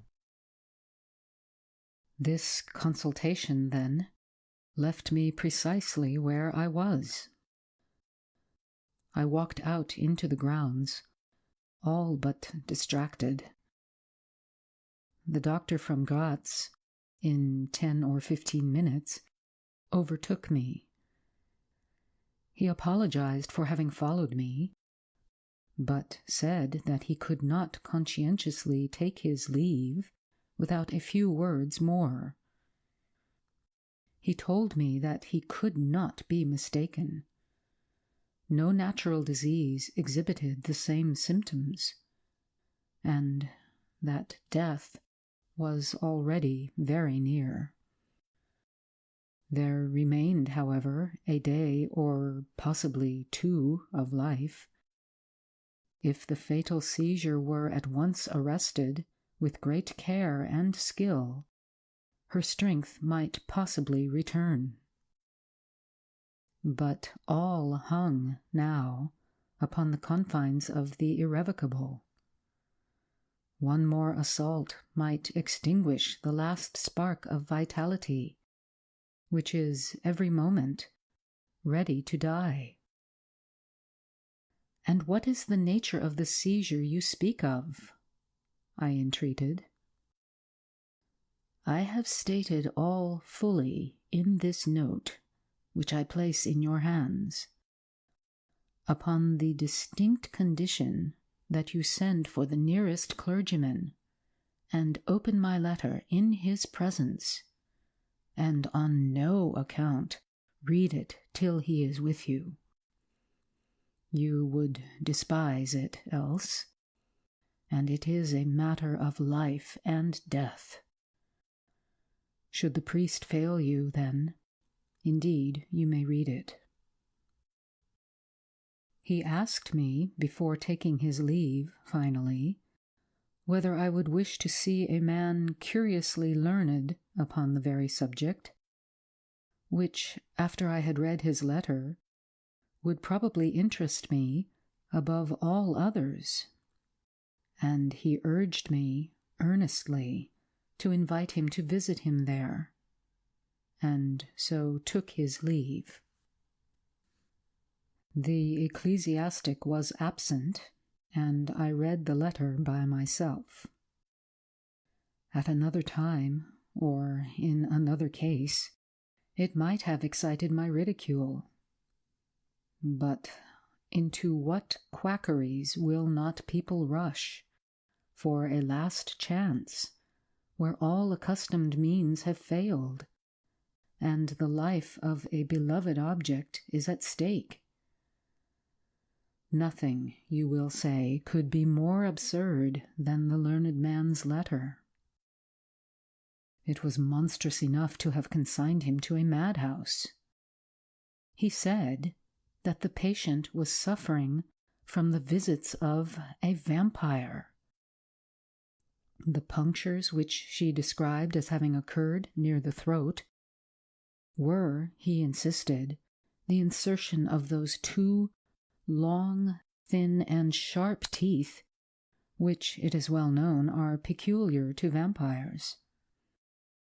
And there could be no doubt, he added, as to the well-defined presence of the small, livid mark which all concurred in describing as that induced by the demon's lips.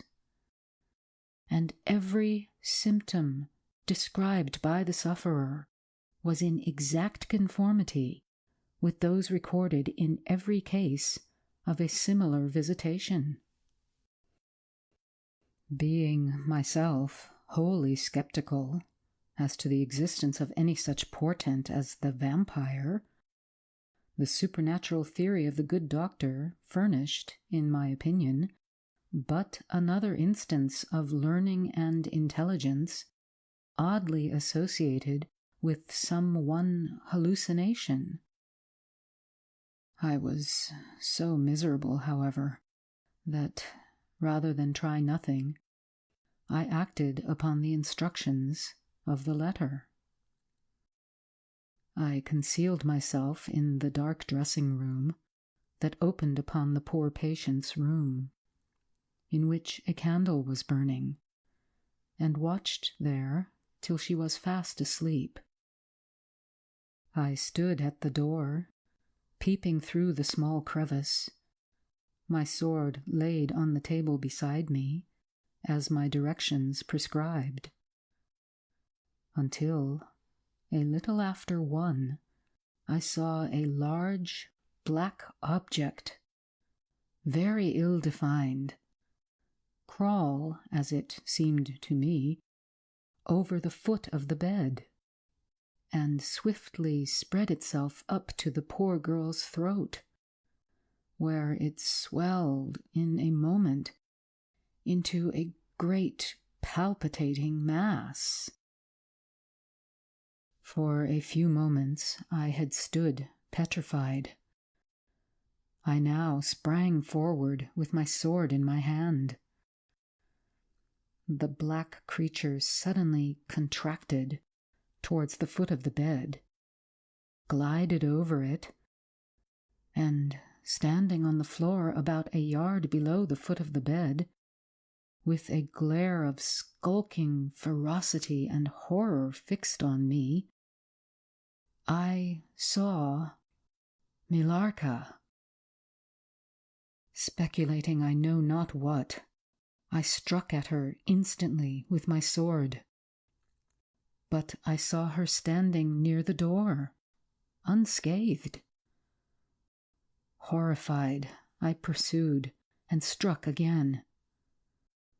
She was gone, and my sword flew to shivers against the door. I can't describe to you all that passed on that horrible night. The whole house was up and stirring. The spectre Millarca was gone, but her victim was sinking fast, and before the morning dawned, she died. The old general was agitated. We did not speak to him. My father walked to some little distance and began reading the inscriptions on the tombstones. And thus occupied, he strolled into the door of a side chapel to prosecute his researches. The general leaned against the wall, dried his eyes, and sighed heavily. I was relieved on hearing the voices of Carmilla and Madame, who were at that moment approaching. The voices died away.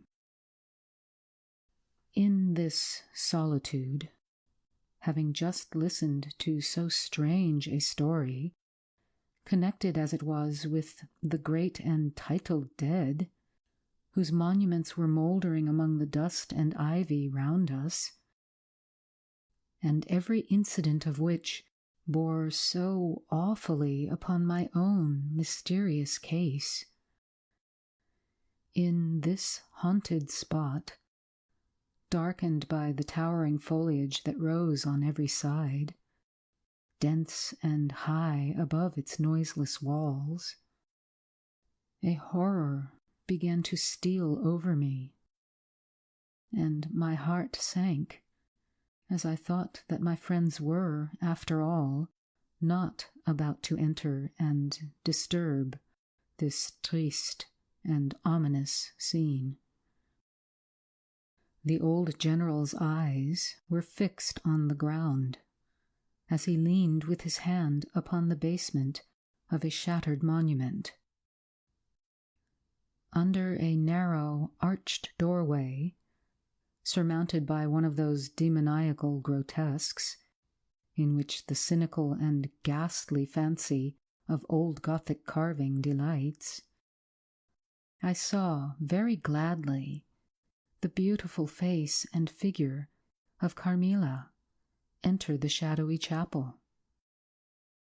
I was just about to rise and speak, and nodded, smiling, in answer to her peculiarly engaging smile, when, with a cry, the old man by my side caught up the woodman's hatchet and started forward.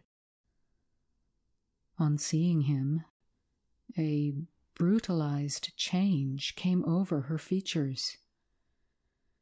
It was an instantaneous and horrible transformation, as she made a crouching step backwards. Before I could utter a scream, he struck at her with all his force. But she dived under his blow and, unscathed, caught him in her tiny grasp by the wrist. He struggled for a moment to release his arm, but his hand opened. The axe fell to the ground, and the girl was gone. He staggered against the wall. His gray hair stood upon his head, and a moisture shone over his face, as if he were at the point of death. The frightful scene had passed in a moment. The first thing I recollect after is Madame standing before me and impatiently repeating again and again the question, "Where is Mademoiselle Carmilla?" I answered at length, "I don't know. I can't tell. She went there." And I pointed to the door through which Madame had just entered. "Only a minute or two since." "But I have been standing there, in the passage, ever since Mademoiselle Carmilla entered, and she did not return." She then began to call Carmilla through every door and passage, and from the windows, but no answer came. "She called herself Carmilla?" asked the general, still agitated. "Carmilla, yes," I answered. "Aye," he said. "That is Millarca. That is the same person who long ago was called Mircalla, Countess Karnstein. Depart from this accursed ground, my poor child, as quickly as you can. Drive to the clergyman's house and stay there till we come. Begone. May you never behold Carmilla more. You will not find her here." End of chapter 14.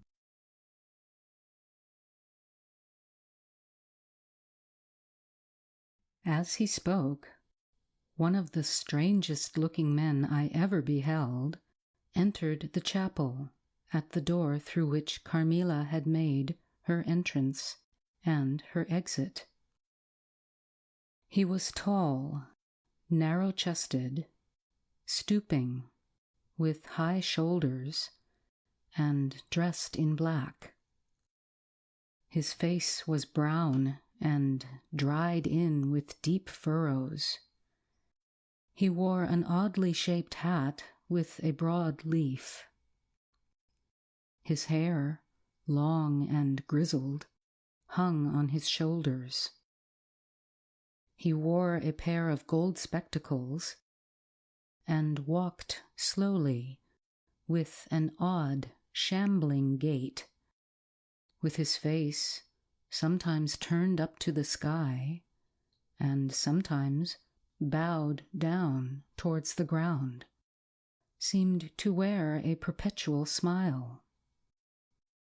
His long, thin arms were swinging, and his lank hands, in old black gloves, ever so much too wide for them, waving and gesticulating in utter abstraction. "The very man!" exclaimed the general, advancing with manifest delight. "My dear Baron, how happy I am to see you! I had no hope of meeting you so soon." He signed to my father, who had by this time returned, and, leading the fantastic old gentleman, whom he called the Baron, to meet him, he introduced him formally, and they at once entered into earnest conversation. The stranger took a roll of paper from his pocket and spread it on the worn surface of a tomb that stood by. He had a pencil case in his fingers, with which he traced imaginary lines from point to point on the paper, which, from their often glancing from it together at certain points of the building, I concluded to be a plan of the chapel. He accompanied what I may term his lecture with occasional readings from a dirty little book whose yellow leaves were closely written over. They sauntered together down the side aisle, opposite to the spot where I was standing, conversing as they went. Then they began measuring distances by paces, and finally they all stood together, facing a piece of the side wall, which they began to examine with great minuteness, pulling off the ivy that clung over it, and rapping the plaster with the ends of their sticks, scraping here and knocking there. At length they ascertained the existence of a broad marble tablet with letters carved in relief upon it. With the assistance of the woodman, who soon returned, a monumental inscription and carved escutcheon were disclosed. They proved to be those of the long-lost monument of Mircalla, Countess Karnstein. The old general, though not, I fear, given to the praying mood, raised his hands and eyes to heaven in mute thanksgiving for some moments. "Tomorrow," I heard him say, "the commissioner will be here, and the Inquisition will be held according to law." Then, turning to the old man with the gold spectacles, whom I have described, he shook him warmly by both hands and said, "Baron, how can I thank you? How can we all thank you? You will have delivered this region from a plague that has scourged its inhabitants for more than a century. The horrible enemy, thank God, is at last tracked." My father led the stranger aside, and the general followed. I knew that he had led them out of hearing, that he might relate my case, and I saw them glance often quickly at me as the discussion proceeded.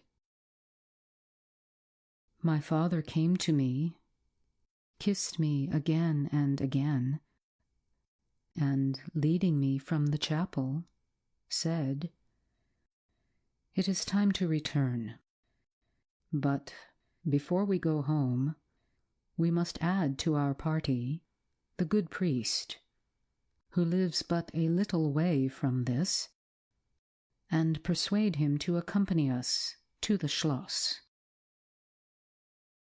In this quest we were successful, and I was glad, being unspeakably fatigued when we reached home. But my satisfaction was changed to dismay on discovering that there were no tidings of Carmilla. Of the scene that had occurred in the ruined chapel, no explanation was offered to me, and it was clear that it was a secret, which my father, for the present, determined to keep from me. The sinister absence of Carmilla made the remembrance of the scene more horrible to me. The arrangements for the night were singular. 2 servants and Madame were to sit up in my room that night, and the ecclesiastic, with my father, kept watch in the adjoining dressing-room. The priest had performed certain solemn rites that night, the purport of which I did not understand, any more than I comprehended the reason of this extraordinary precaution taken for my safety during sleep. I saw all clearly a few days later. The disappearance of Carmilla was followed by the discontinuance of my nightly sufferings. You have heard, no doubt, of the appalling superstition that prevails in Upper and Lower Styria, in Moravia, Silesia, in Turkish Serbia, in Poland, even in Russia. The superstition, so we must call it, of the vampire. If human testimony, taken with every care and solemnity, judicially, before commissions innumerable, each consisting of many members, all chosen for integrity and intelligence, and constituting reports more voluminous perhaps than exist upon any one other class of cases, is worth anything, it is difficult to deny or even to doubt the existence of such a phenomenon as the vampire. For my part, I have heard no theory by which to explain what I myself have witnessed and experienced, other than that supplied by the ancient and well-attested belief of the country. The next day, the formal proceedings took place in the chapel of Karnstein. The grave of the Countess Mircalla was opened, and the general and my father recognized each his perfidious and beautiful guest in the face now disclosed to view. The features, though 150 years had passed since her funeral, were tinted with the warmth of life. Her eyes were open. No cadaverous smell exhaled from the coffin. The two medical men, one officially present, the other on the part of the promoter of the inquiry, attested the marvelous fact that there was a faint but appreciable respiration, and a corresponding action of the heart. The limbs were perfectly flexible, the flesh elastic, and the leaden coffin floated with blood, in which, to a depth of 7 inches, the body lay immersed. Here, then, were all the admitted signs and proofs of vampirism. The body, therefore, in accordance with the ancient practice, was raised, and a sharp stake driven through the heart of the vampire, who uttered a piercing shriek at the moment, in all respects such as might escape from a living person in the last agony. Then the head was struck off, and a torrent of blood flowed from the severed neck. The body and head were next placed on a pile of wood and reduced to ashes, which were thrown upon the river and borne away. And that territory has never since been plagued by the visits of a vampire. My father has a copy of the report of the Imperial Commission, with the signatures of all who were present at these proceedings, attached in verification of the statement. It is from this official paper that I have summarized my account of this last shocking scene. End of chapter 15.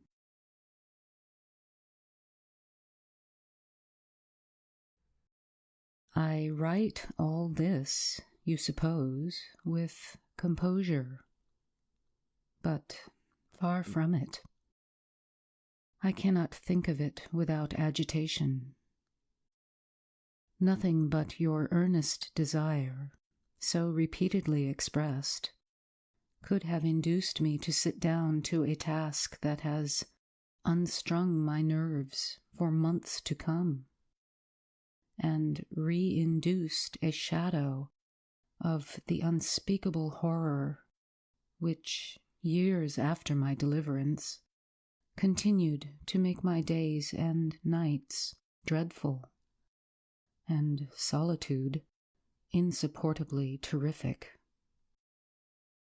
Let me add a word or two about that quaint Baron Vordenberg, to whose curious lore we were indebted for the discovery of the Countess Mircalla's grave.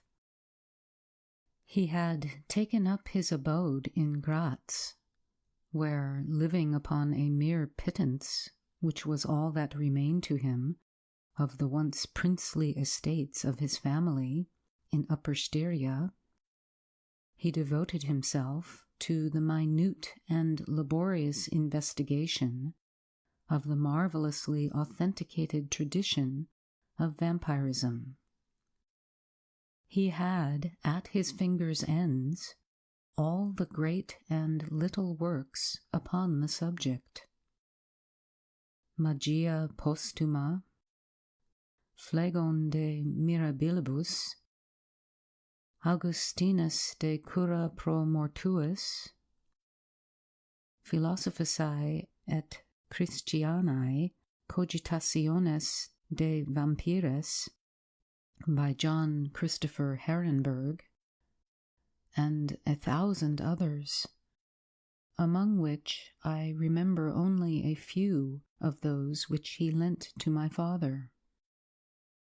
He had a voluminous digest of all the judicial cases, from which he had extracted a system of principles that appear to govern, some always, and others occasionally only, the condition of the vampire. I may mention, in passing, that the deadly pallor attributed to that sort of revenants is a mere melodramatic fiction. They present in the grave, and when they show themselves in human society, the appearance of healthy life.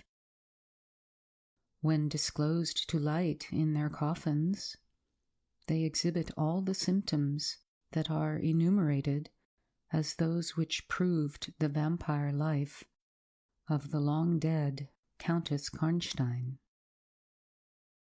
How they escape from their graves and return to them for certain hours every day, without displacing the clay or leaving any trace of disturbance in the state of the coffin or the cerements, has always been admitted to be utterly inexplicable.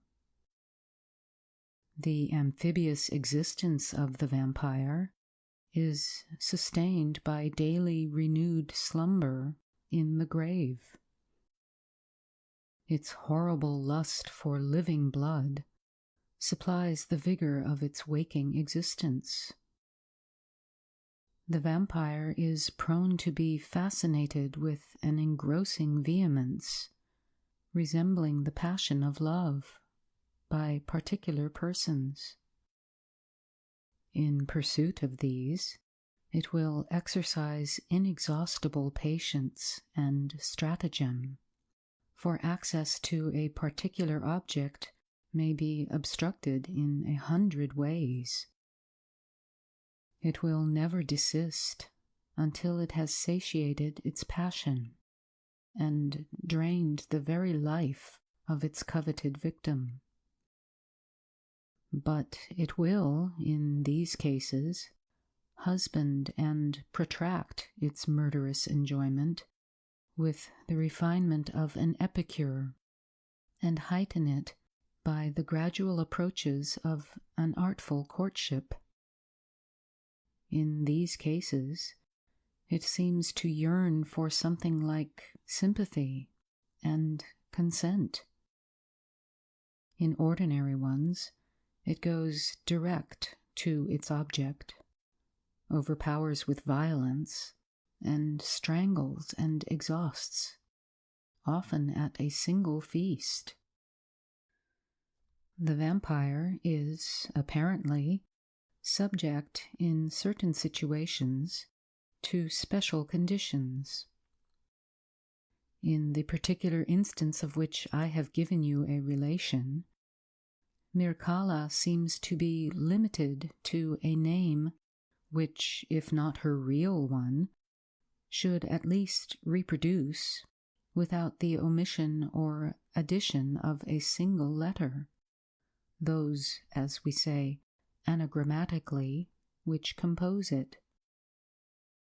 Carmilla did this. So did Milarca.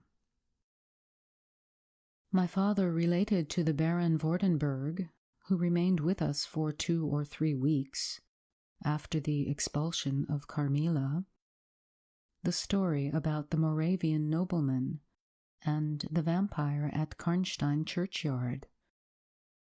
And then he asked the Baron how he had discovered the exact position of the long-concealed tomb of the Countess Mircalla.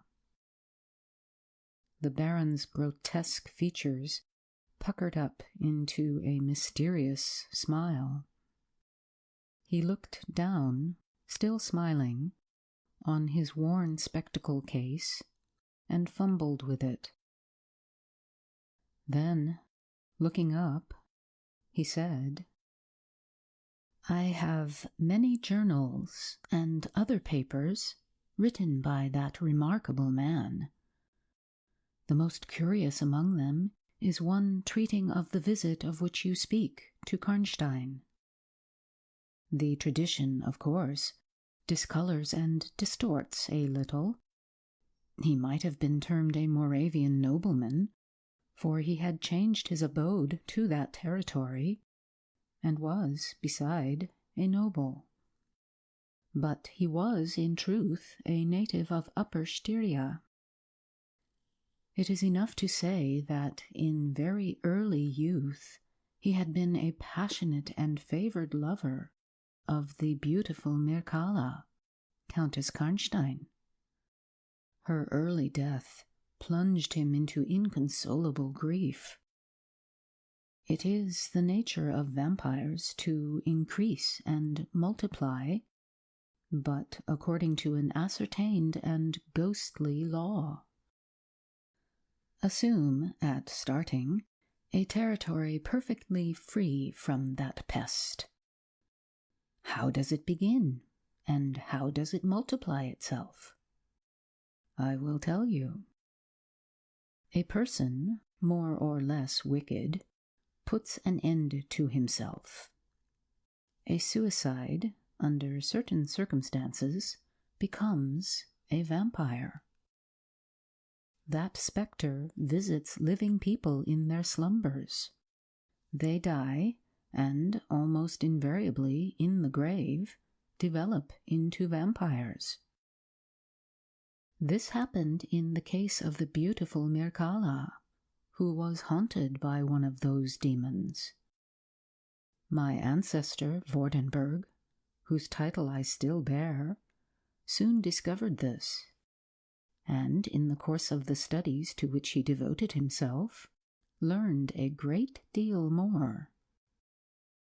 Among other things, he concluded that suspicion of vampirism would probably fall, sooner or later, upon the dead countess, who in life had been his idol. He conceived a horror, be she what she might, of her remains being profaned by the outrage of a posthumous execution. He has left a curious paper to prove that the vampire, on its expulsion from its amphibious existence, is projected into a far more horrible life, and he resolved to save his once-beloved Mircalla from this. He adopted a stratagem of a journey here, a pretended removal of her remains, and a real obliteration of her monument. When age had stolen upon him, and from the veil of years he looked back on the scenes he was leaving, he considered in a different spirit what he had done, and a horror took possession of him. He made the tracings and notes which have guided me to the very spot, and drew up a confession of the deception that he had practiced. If he had intended any further action in this matter, death prevented him, and the hand of a remote descendant has, too late for many, directed the pursuit to the lair of the beast. We talked a little more, and among other things he said was this: "One sign of the vampire is the power of the hand. The slender hand of Mircalla closed like a vice of steel on the general's wrist when he raised the hatchet to strike. But its power is not confined to its grasp. It leaves a numbness in the limb it seizes, which is slowly, if ever, recovered from." The following spring, my father took me on a tour through Italy. We remained away for more than a year. It was long before the terror of recent events subsided, and to this hour, the image of Carmilla returns to memory with ambiguous alternations. Sometimes the playful, languid, beautiful girl. Sometimes the writhing fiend I saw in the ruined church. And often, from a reverie, I have started, fancying I heard the light step of Carmilla at the drawing-room door. End of Chapter 16. End of Carmilla by Joseph Sheridan Le Fanu. Recording by Louise J. Bell. Sebastopol, California.